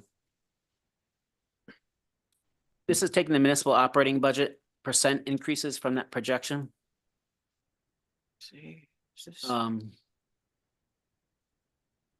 So in 26, the budget's going up 4.39%. That translates into $997,000 increase in the municipal budget. And then the next column is the school at 3% translates into 329,000. Is that? You don't it? have it No. there. Oh, That's why it's on oh, the screen. Thank you, thank you. So the total increase in the operating budget is $1,326,000 in dollars. And then to the right is the tax levy growth, 2.5%. Assume a 1% growth in new growth. Your levy is 1,029,000. So the variance for 26 is about $300,000. Your expenses are outpacing your ability to grow revenue by $300,000. So that's why 2026, this upcoming budget year, is going to be very tight. I know I'm probably ahead of the game by about 150, 160. So how do I make up that extra 150? So I gotta cut budgets. I gotta increase revenues where I can. We did some of this already with transfer station rates and, well, water rates don't help. But we've done a couple things. But every year you can see it's a significant shortfall. The pace of increase in our budget is going up faster than the ability of our revenue to match it. So, and by chance, it occurred to me, well, what if I took 27, 28, and 29 and add them together, and guess what? That's up to about 1.2 million. So I guess I was pretty spot on in the projection of that need for that override in 27. So if we got an override in 27 for 1.2, that carries us through 27, 28, and 29. And then 30, we're kind of back at the same song and dance. But that's it. And that problem exists whether our budget is 30 million, such as it is, or whether it's 100 million. We got the same problem, it's just the dollars are different. Percentage is probably the same. 3 years. And that's the story of most towns from the Mid-Cape on down. But a lot of them don't know it, but I tell them. The percentage of, in municipal budget, operating budget, increase in those years, assuming the, renegotiated, union Contracts? contracts? No, it's assuming whatever the scaling rate I put in there is, which isn't, you know, So I mean, that 1.2 override might get eaten up by some. well, you know, if we get budgets that match near what we're saying, then 1.2 would be enough. But if the annual contract value is more than that, then, but that's one of the reasons why I like to do this. It kind of sets the, You did assume some increases in. Okay, yeah, Yeah. that's part of what the 5 is in that year, isn't it? Yeah. Yeah. but Every town looks like this. On the outer they Cape, don't you said? necessarily know it, yeah, but they Yeah. do. You know, that 3% for the schools is. Mhm. Is unbelievable, 3%. I don't think so. Yeah. Yeah, Well, that's I'm with the- you, Jerry. But hasn't it been that for a number of years before last year? 3%. What's that? 3%, wasn't the school holding it that for? Yeah, we were pretty good for a number of years at 3. Last year. They were using a lot of federal funds to hold it at 3%, which are no longer Longer available. available. I'm hoping no that problem. was part of the correction of this year, though. I'm sure it was. Let's see, remind me what the average free cash has been in the last few years, Rich? At the end of the year, 4.5, 5 million. 4.5, 5 A million. lot of that is short-term rental, 1.5 million of that short-term rental. So you take that out, but even if you bring that down, say it's 3 Three, million, three. right? Aren't you in pretty good shape, given the That's a underrun little year? high. Don't forget the cannabis that's shrinking too. But long and short of it, we've been not quite hitting 5% of our budget in free cash. We've been at 3.5 or 4%. So on a what are we, so excluding debt service, we're at, our budget's 34 million. So 10%'s 3,000,004, 5%. 1.7. So that's about what we're generating in savings off our budgets. At most, maybe more closer to 1.5. Yeah, but I'm just saying with that kind of money in free cash, you're in a pretty good situation relative to the underruns you're projecting on that chart, right? Sure. If the town decided to use the money for that purpose. I So you understand lose a lot of budget flexibility. Yep. And you lose the opportunity to take advantage of things. Yep. You only way, and I think I mentioned this to you, and I just haven't had time, but I gotta put some together on our S&P rating criteria. The only possible way, I think I mentioned this to you a couple meetings ago, the only possible way for us to get a AAA at this point, because of the level of our debt, Right. is to get a top score on, maybe they call it budget, flexibility, budget liquidity score. Mhm. Which in order to even get considered to get that top score, you gotta have over a 5% return Right. on your budgets. Mm. We're at 3.5%. Yeah. So you're saying that, maybe we can use some of that excess that we don't need that's going to free cash and to help balance the budget. And yeah, we will, and we can. Yeah. But that gets us moving the opposite direction that we need to go if we want a AAA. Right, but on the other side, when they came in last year, there seemed to be some subjectivity relative to how they did the rating on us. We thought we were in a pretty good position. We didn't get the bump we thought we were gonna get. So I'm not saying why we did or didn't, but in the end, we didn't. So why not use some of this free cash, maybe give the taxpayers a little bit of a break Well, the for other, a year or two? the That's other, something we should consider. well, and this is what we'll get into in the budget season, right? And this is Mhm. why we do this projection before the budget season, so you've got this as context. Oh, no, peace, I But- agree.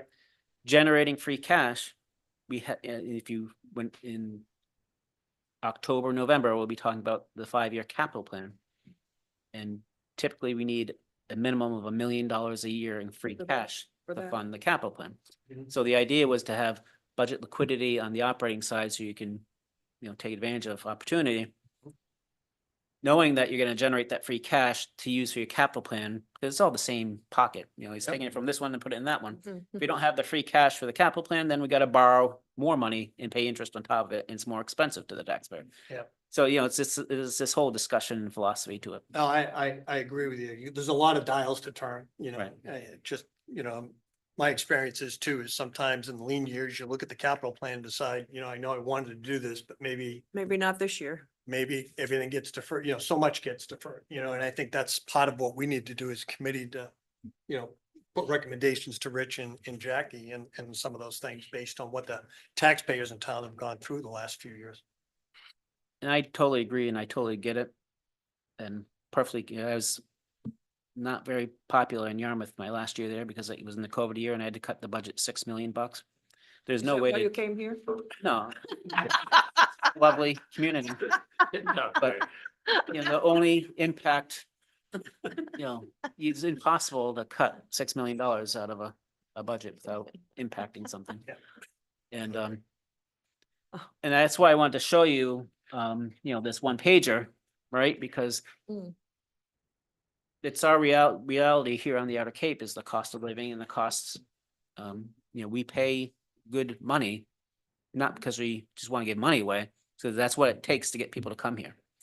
And so that's impactful to our budget, which means that our budget increases at a rate faster than our revenue. Mhm. Reducing a budget in any one year doesn't change that dynamic. It just makes the amount of the increase maybe a little less. Mhm. And we can get away with anything for a year or two, maybe 3.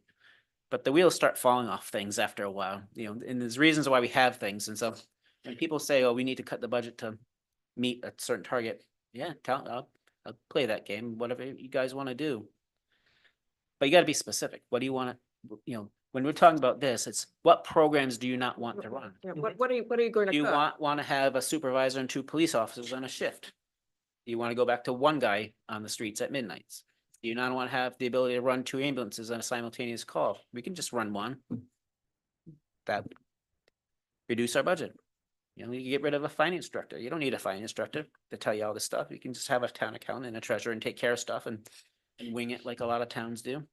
Save some money there. But what's the long-term impact of that? So, and it doesn't change the fact that whatever's left after you make all those cuts is still going up at 4 or 5% and you only got 3%. So you'd never get out of this trap. Yeah, it is a trap. Yeah. The best case scenario is if we could give everybody that lived here that wanted a job and make them make more money. Yeah, right. So if your wages are going up Yeah. at the same time as your costs are going up. Able to pay the taxes. Right. And that's why the issue of the commercial being reduced, even though it's a small amount, but it's gone from 4.1 to 2.9, that's a concern to me.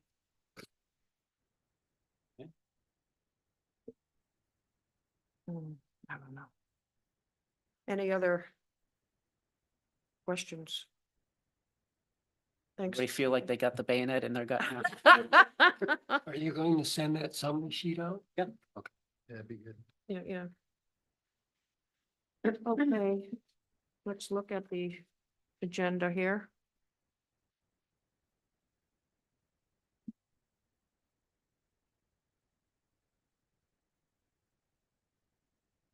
You see, I'm on to old business and the special education 6A.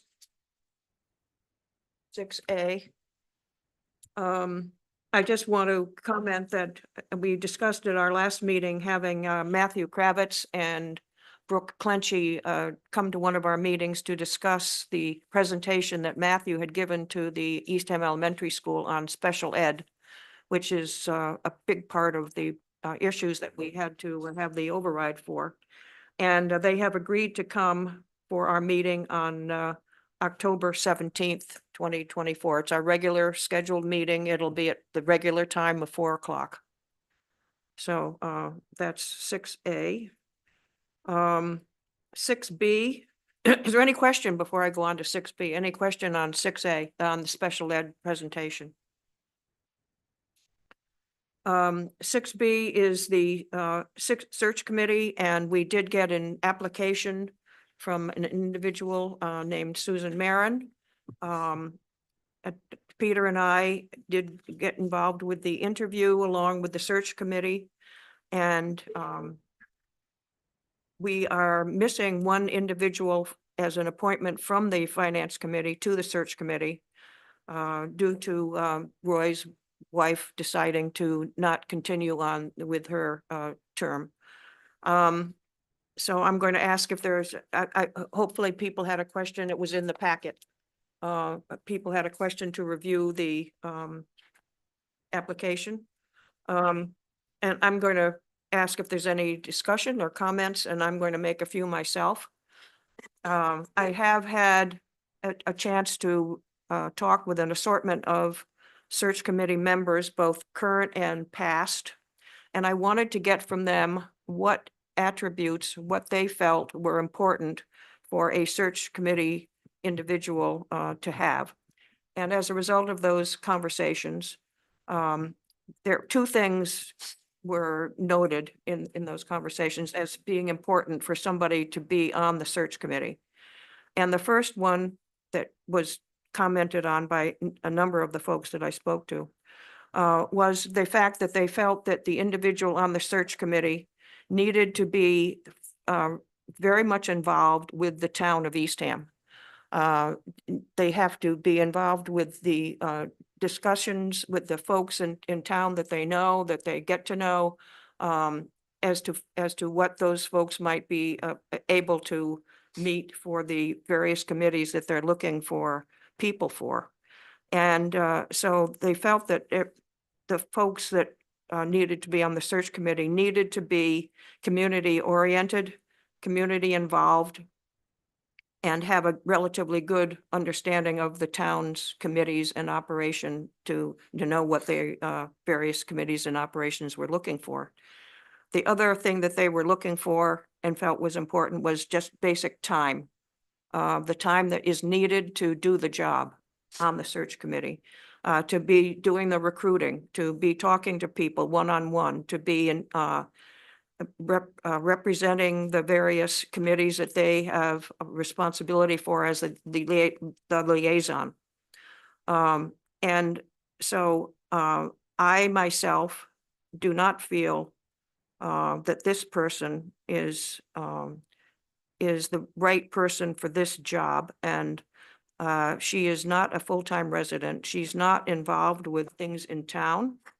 And I feel that it might be better for her to be maybe involved with another committee in town where she could do it on a Zoom process and get a chance to get to know people in town, chance to get to know the committees in town, and be able to provide what I feel a person on the search committee should be able to provide. I know Peter was also involved with the interview. Perhaps you'd like to comment. Well, No, I understand your point of view. And I appreciate that. I was impressed with Sue, as a person. I think she definitely would put in the time. But I can't argue with the idea that and she wouldn't argue. We asked her that at the meeting. If, if she knew a lot of people in town at this point, and basically she doesn't. So I think it's a legitimate concern. I also look at it from the practical side. As far as I know, that was the only applicant for the job. So,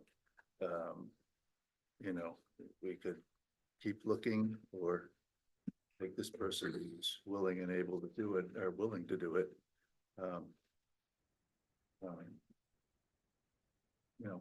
So that's my take.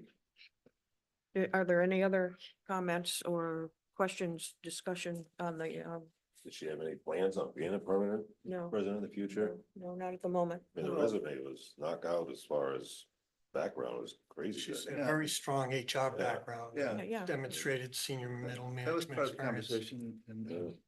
You know, Yeah, if, I'll just, I understand the point of view. When I first wanted to volunteer myself, I needed to get to know the people in town. But a big part of recruiting actually is getting to know people. Mhm. Cold calling, getting to know people. So, I But that think could be it- hard to do if you're not here. Yes, and I think the background, Sue's background kind of supersedes that because she's used to doing exactly that, is not knowing people and getting to know people by doing this very thing. So I'm gonna defer to the wisdom of this committee because you guys have to be comfortable with the person you place. I think she would work hard. I think she's motivated. Yeah, she's a part-time resident, but I don't know if that should be a detriment necessarily, so. And she is willing to be here for the meetings. I was gonna ask, did she say she was willing to? Yeah, she train? is willing to come to the meetings. I think she lives in Westboro. Is it Westboro, Westboro, so I she think? is, is it? Newton, I she thought. lives in Oh, Newton. no, the other She lives person. she lives in Newton, so Newton. she's willing to come. Mhm. She certainly can zoom in, but she seemed to feel that I think she said that she'd like to be here She said that she would be able to zoom in. or come Mm, yeah, physically. depending is upon what- yeah. the situation. I think in the dead of winter, if it's snowing, I would not want anybody to. Yeah, but we have a lot of full timers that Zoom into meetings too. Exactly. And that's what the state made that provision for, so. Exactly. So do you feel like the learning curve, once you're on the committee, you learn so much, within 3 to 6 months, it would be something that would bring her up to speed? I actually think that she has a lot of the skills that, if you're a search committee, the search committee is a little bit different, right? Because each committee has a charge from the town. The search committee the charge is to serve all the committees. Right. And all the boards. So we're always trying to find people, and I think even if she's not here physically, she might be able to help us reimagine how we look for people, and how we get people to actually fill out the application. Right, so she'll learn on the job. Yeah, and she's So- got a lot of the and she's skills got the that, experience, yeah, she's- we don't have, the people that are on the search committee right now, of all the people that are on the search committee, I think maybe 1 or 2 of us have a background in headhunting and HR and recruitment. How many people are on the committee? The committee holds, right now there are 5, but we should have 7, Yeah. I think. I should know that. I have it here. And the select board is still, there's a vacancy for the select board. There is, and Yeah, that. on the one search is- committee. Yeah, and that's an unexpired term Right. for 1 year, so Yeah. if you all feel that maybe having a person who's a part-time resident do this, it might be an experiment to give her or ask the select board if they would consider Mhm. appointing her for the unexpired Right. term Mhm. for the person who, there might be that too, and then she could have her own term. So I know, I've talked with Susan before myself. I did not know she was applying for this position until I got the email. You know, as a part-time person myself, I commute back and forth here for these meetings, and I gotta believe my interactions with her, given her background, I agree with what Kate just said relative to what she would bring to the committee as far as an HR background, but not only that, her perspective from a senior person, she's an excellent communicator, was my experience. Her thought process is pretty methodical, and I think, you know, she thinks things through and acts very quickly on things. So I think she might offer a different perspective. The fact she's not a part-timer, just from my own experience coming back and forth, she's in Newton, she's not much farther from where I drive. Yeah, no, the, I don't see that being an issue. A lot of it is phone work. But I think that's a little different than being a part-timer and on this committee versus being a person on a search committee, where you are spending a lot, you should be spending a lot of time recruiting and meeting people Mhm. to find people to fill the various vacancies that are vacant throughout all the committees in town. So you've got, from my perspective, you've got to be here to, and be involved with things in town, to know people that might be good people for those open positions. See, I would take a different perspective on that. 55% of our taxpayers are part-timers, of which Sue would have access to interact, perhaps find people that may want to serve on committees, that people in town that are full-timers may not know how to get a hold of. So I think she would broaden the pool of potential candidates that might be able to come to the table. and that That's a- point, that that's a point thought. was made at the meeting, by, Deb, I think, and I think Sue did say that she could see it, at some point she might move here and be a full-time. Didn't have a plan to do it right away. She's only but- recently retired, right? But that, She just that, retired. a lot of part-timers become full-time. I mean, that's how Absolutely. a lot of us. Yeah. So, I was one. so, you know, I'm not sure that it should disqualify her because she's not full-time. Yeah, when I was a part-timer, I was very involved. And we were here, we only lived in Mansfield, it was a little over an hour away, but we were here. We could work from here, every vacation day, every weekend, winters. If you're involved, even, I felt really involved. I feel more involved now, but I feel looking back, How were you involved in the town at that time? I just was, I just met a lot of people. I volunteered wherever I could. Even though I couldn't vote, I was, following the issues that happen at town meeting. But not everybody's like that. So Oh, I know. some people just want to come down here and have a good time and go to the beach. So somebody who, you can be a part-timer and be really involved and want to be part and want to learn. I always say, what's the line? Think of what you could do for a job, what a job can do for you. Maybe that will pull her down here more. Maybe she's retired now. If we think we could get her down here more, then she'll meet people in person and see people. I So, think too that, she's very, very involved with the Eastham Part-Time Resident Taxpayers Association. That's long name. EPERDA. EPERDA. I know a little bit about it. Yes, she's very involved and, she seems to be a person who wants to be involved. This is just a personal assessment from talking with her because she and I shared a table, at that meeting, and I was there specifically to look around to find ways to recruit people.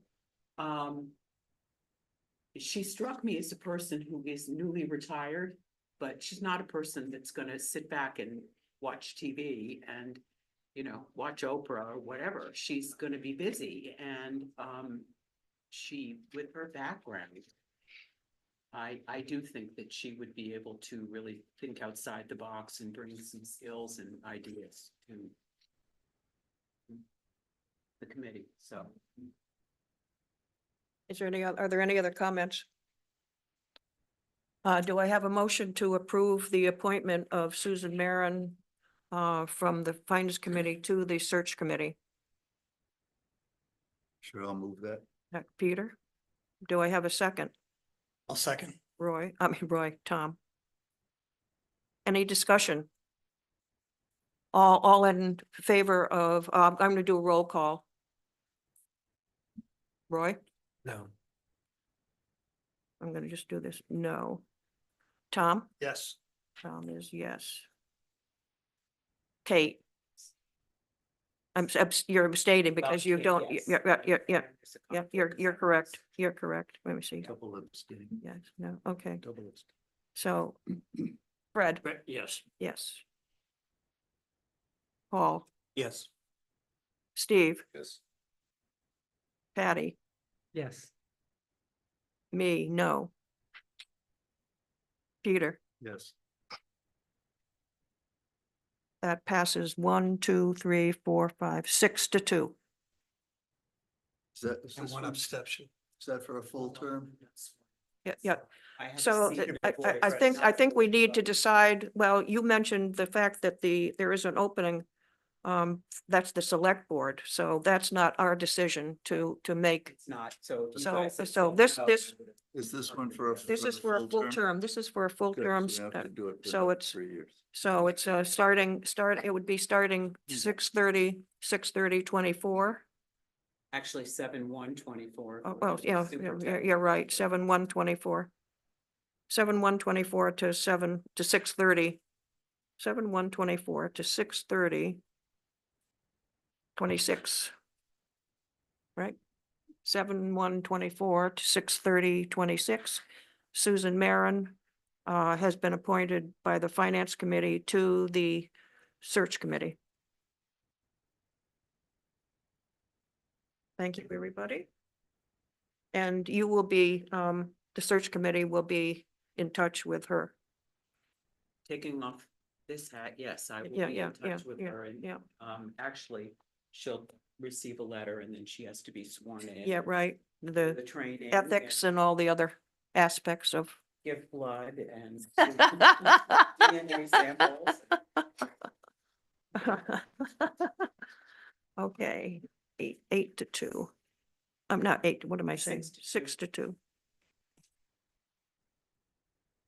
Alrighty. Capital Project Committee is item 6C, and I know you had a meeting this week, yesterday, I think.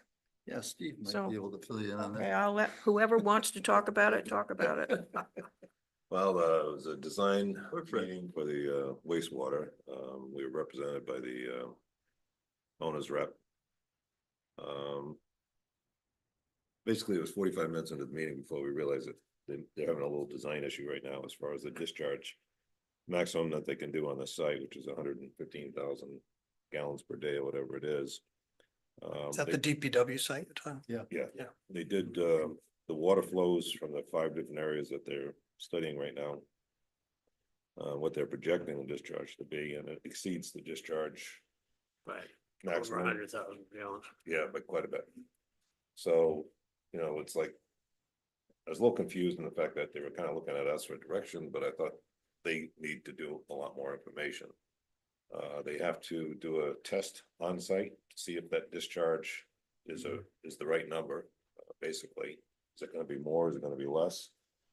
And we kind of asked them if you need more discharge area, if you wanted to do the whole 5 areas, where would it be? And I think we talked about some areas that would be potential additional discharge areas. But also, what's the cost implications on something like that too? It's gonna cost more for the piping, And the plant. pump station, whatever, And the plant. in the plant, yeah, because the discharge was, requirement sets the size of the plant. So if you're gonna have a more discharge, you're gonna need a little bit larger plant. So I think they should be doing some back of the envelope numbers just to see what the impact would be on that.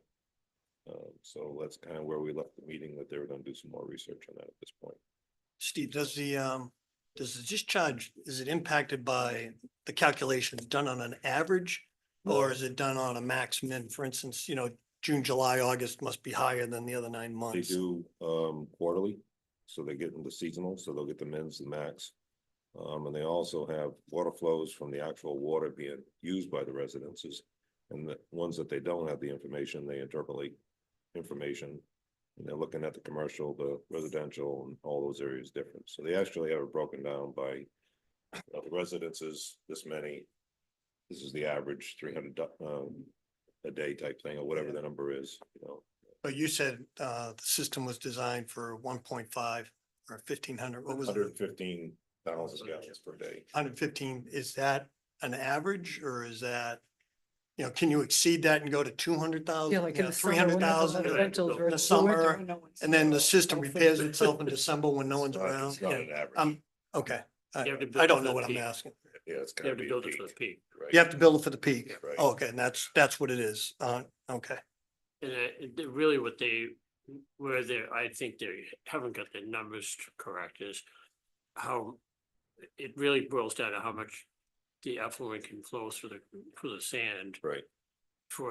before you can recharge. The charging means filling the trenches with effluent. How fast you can drive that down through the soil. It kind of works backwards from that point. If you can drive it down faster or you have more beds, you can make a bigger plant and make more discharge coming in. Does that make Okay. any sense? Yep, yep. So what they're going to do, I think they haven't really done, is to actually go out to the site at the DPW and do that hydrogeological. Is that what we got the term? Boring or something? Flow test, we'll call it, to see if their number, was it 5 gallons or 9? I can't It's, remember. 7 to 9. Just Seven to give it a nine, range, yeah.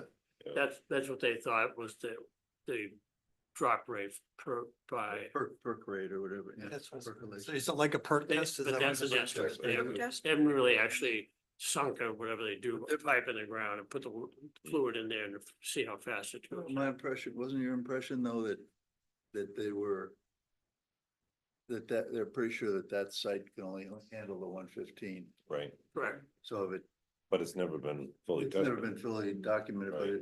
if they're right, that means in order to do the full plan, we have to find another location Right. to get rid of the recharge water. And the full plan is still only part of the town, right? Part of the town. And this is separate from what you're saying then, is this is separate from the additional pads we poured at the DPW, because didn't we pour 2 or 3 pads for treatment plants? But it's not the treatment plant that's the issue, it's this, Yeah, well, it kind of drives back. the pit, I guess. The amount of effluent you can Right. process Yeah. is dependent on how much you can discharge. Right, So right. if you had more fields, you can discharge more, you could have a bigger plant. Yeah, If you want to do the whole area, there were 5 areas, including the sort of north development area, we would have to have more than 115, You can No. achieve, you can it's achieve. more like the- 250,000. Yeah, they said you can achieve the nitrogen removal requirements that the towns has to do without doing the 5th area, which is, the main road. That could be, you could achieve the requirements without doing What that. the EPA wants us to but do. you Right. wouldn't do Route But you 6. wouldn't be You wouldn't do you Route wouldn't- 6. Right, you wouldn't be setting And that yourself would up for kind of kill development, our development. right? Exactly. Yeah, Okay, so that's not a plan. Where's their bayonet? yeah. That's right. So Going back to their discussion, Yeah. that kills the ability to run the plant, right? Because those Right. are the big users, Right. right? The hotels and the commercial entities will subsidize the residential users and lower their costs. Great payers. Yeah. Okay, okay, never mind, I won't go there. So it's all part of the design process. So the next step is for them to do that test Right. and see what the real number is Interesting to of of the effluent. When is that test scheduled, do you know, I or? think they're gonna get going on it pretty quickly. It's gonna be done quickly, but they didn't have it scheduled yet, No. so. When's the first shovel supposed to go on the ground? 27, 26, 27? Big thing is the idea is to get it to town meeting, next town meeting, Right. so. So that's 25, so yeah. I it's don't know what fine. we're building. before 25 for we the do- approval so of the meeting, I think that's gonna be the time crunch, is getting the thing designed in time for town meeting. Yeah.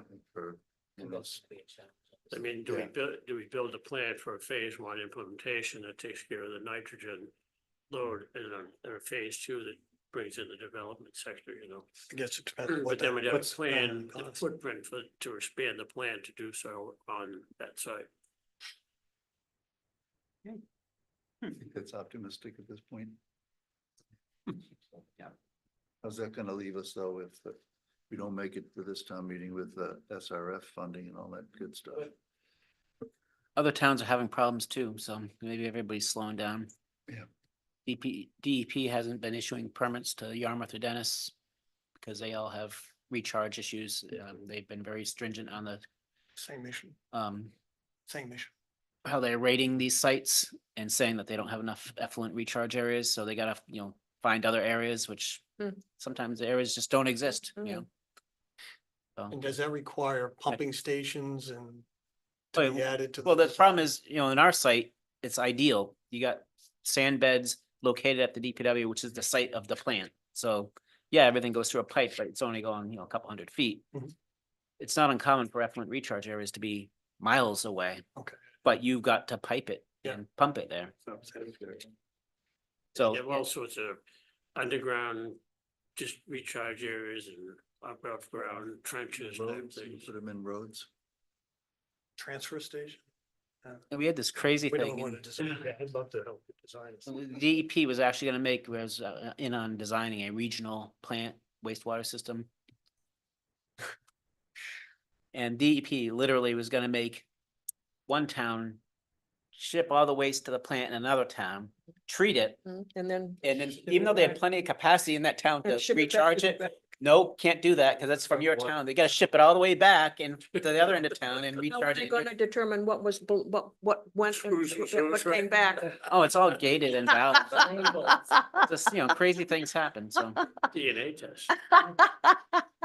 Is there any thought along that line? Is there anything Orleans, Wealthy doesn't have anything, but is there anything Orleans could do? Right now, there's no For us. discussion, I don't believe, going on with Orleans at all on it. I don't think they really know, but I think our consultants do interface with their consulting staff. The thing that remains to be seen is the efficacy of their WIC wells and what do they actually have for recharge capacity. Hmm. Cause their recharge site is off of Namesake at Marsh, which is off Rock, kind of past Rock Harbor, Skakit Beach. Which is marshes are notoriously nitrogen sinks. They absorb a lot of nitrogen. So potentially they've got a great recharge area, but I don't know that we know that I think they know a number, but I think they're worried about, it's the old adage, if you build it, they will come. That's traditionally what happens with sewers. And what does their future build out look like? So they don't want to compromise their future build out to accommodate somebody else's wastewater, right? So I think that has to be fleshed out. I think what it comes down to. Some meetings are more volunteer. Righty then. Wow. We've beaten that horse. Anything else, apart from the wastewater, Steve? That's all we talked about this. Oh, that's all you talked And we're gonna about? close out town hall next meeting. I'm sorry, Fred? Oh, that's And right. close out town hall capital project Oh, next meeting. next, okay. That's one of my questions actually, since their money's from the CPC, so. Yeah. Okay. Community fund is the next, and I know it was discussed at the last, select board meeting, and I guess they're going to be putting together some. Yeah, so we'll work with Jamie Yeah. and Bob runs Mhm. as a little subcommittee, unofficial, so we can meet and just kind of work out some rough guidelines of what that might look like. Mhm. And then there'll be a full discussion with the board. So the legislation passed. It's going to be a great tool. I got a lot of ideas, and I think, the board has ideas. Thank you, Fred. But we need regulations as how it's gonna work, so hoping to line that up for the fall, to have those in place when we have the RTE discussion in January.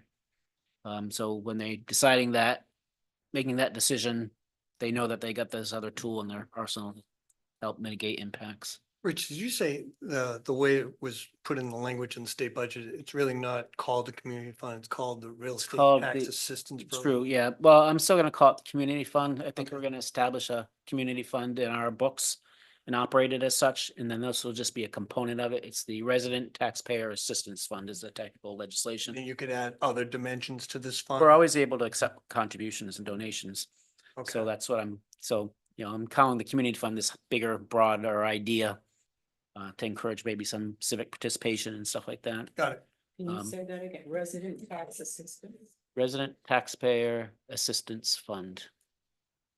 And so what that is, since you're new to the committee, that was special legislation. It took us 2 years to get through the legislature, signed by the governor, that allows us to provide up to $1,500 to resident taxpayers under the age of 60. Because over age, they got a lot of other programs available to them, and nothing available for anybody under 60. As long as they demonstrate some degree of infirmity or financial hardship. And the regulations that determine that are approved by the select board.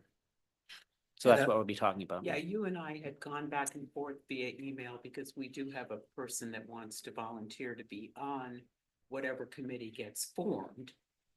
Well, it could be, the select board could retain that right. Mhm. They could form a committee. There is an existing taxation aid committee, which, operates under different rules, but maybe they could give them a combined charge type of thing, so. Remains to be seen. Rich, is the town able to take donations today for Oh, sure. that? There's a way to make a donation, or does Yep. it have to wait until the regulations are all set up that you? No, we always can take donations. And who they? Rich will take anything you want to give him. Taking away at this. They would make the donation to the name of the fund, Town of Eastham, Town of Eastham designated. designate it toward that, where you want it to go. Okay, thanks. Yeah, and it's my understanding that the Eastham part-time residents have already given was it 2,000? That's why I was asking the That's what I was question. asking, Two- yeah. We were 2,000 Waiting for the check. waiting for when we could send the money. Oh, That's why I asked. okay.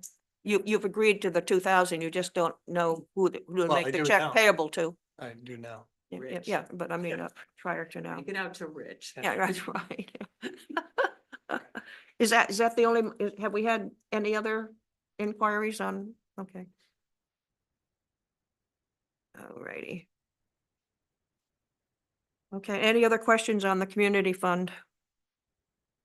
And the dispatch and the school study updates, I know those were the two intermunicipal programs that No we. updates on the schoolwork. I'm sorry? No updates on the schoolwork. Oh. That's really the purview of Brewster, who is administrating that, but once there's action on that, we'll be, I'm sure, participating. On dispatch, we still have a draft with Provincetown that we've got to work through. We did get awarded a $400,000 grant to design a regional dispatch facility, but we need a partner. So until we get that executed, can't really move on that grant. In the meantime, we got a call from the sheriff's office who does regional dispatch currently and wants us to join their facility. And, I am very aware of how that works and it works well for other communities. But it's more of some things which we need to contemplate before we move forward with it. But so we're evaluating another option, I guess is what I'm saying. Mhm. So it's one of those things that, my biggest concern is I think financially would be a good thing, and quality of service would certainly go through the roof from what we have. Not that our folks don't do a good job, it's just one per shift can't keep up with the demand for police and fire. So the sheriff's office could take our public safety piece, what's called the PSAP, Public Safety Access Point for 911, and dispatch our fire. But there's transitional issues with, what do we do with our existing dispatchers? We still got police to handle. If we sent the police, then you'd have what's called a dark station. So you got what's called dark station issues. What are you gonna do if somebody comes to the door? Cause it's, No, star. so little things to work out. And my biggest issue really is not that the sheriff doesn't do a good job, because I think they do. But it's one of those things that it's like almost like a forever decision. You decide and I kind of use, not to throw the schools under the bus, but they're a good example. Throughout the state, lots of towns banded together, did regional school districts in the 70s and subsequent. And those agreements were great until they weren't. And they weren't in the mid-90s with ed reform, and it changed the funding formula, and state and Cape schools got the short end of the sticks on state funding, which then fell to the towns, and then that got everybody, fighting with each other. And it's impossible to change a regional agreement, as we all find out, without a lot of rigmarole. So, so it's the same concern I have with, just joining up and being a purchaser of a service from a regional facilities. It kind of becomes a forever decision, and it's great now, but what's the long term? If you don't have an out, what's your prospects in the long term? So we're gonna meet with them and talk to them about, just put it on the table and See what happens. see how it goes. But that's definitely on the table as an option. And it's a real one, so. Mhm, mhm. And there was discussion of having in the facilities down near the DPW, is that Yep, still? south of the landfill, Mm, the cap landfill, mhm. it would be a potential site. Yeah, yeah. Any other questions on the two IMAs? Okay, I'm down to 7. Anybody have any new business that they'd like to discuss, comment on, ask question about, whatever?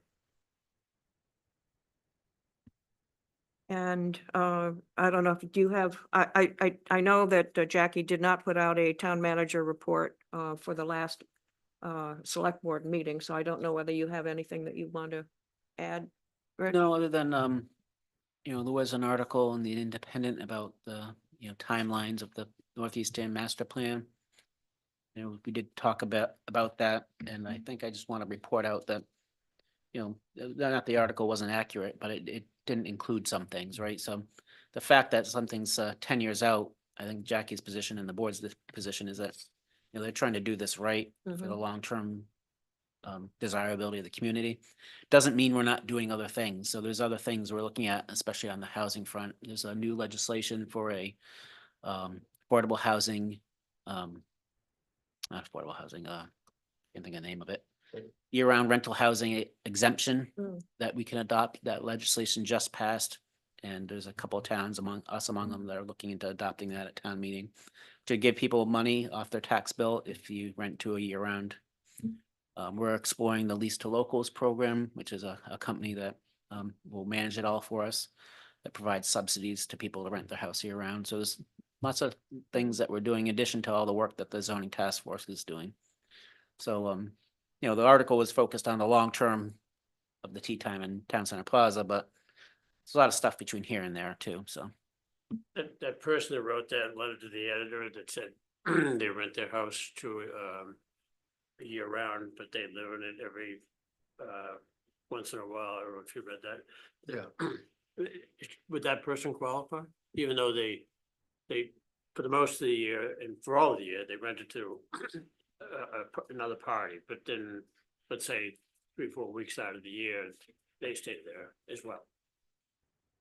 That's to be determined. So that's one of the nice things about this year-round rental exemption. Again, it comes down to local control. Select board gets to set the rules to have what they want to say qualifies. There's some flexibility in it. It's not unlike a lot of state mandates or state exemptions that are very compliance based. This gives us some flexibility, so. I have a question on the issue that was brought up by the National Seashore with the water over on the is it Longview Drive or along the beach there? There were some issues regarding getting water for those folks. And the Yes. cost was, they were requesting us, or I guess requiring us. So the last phase of the water program was to hook up about 80 properties in the seashore.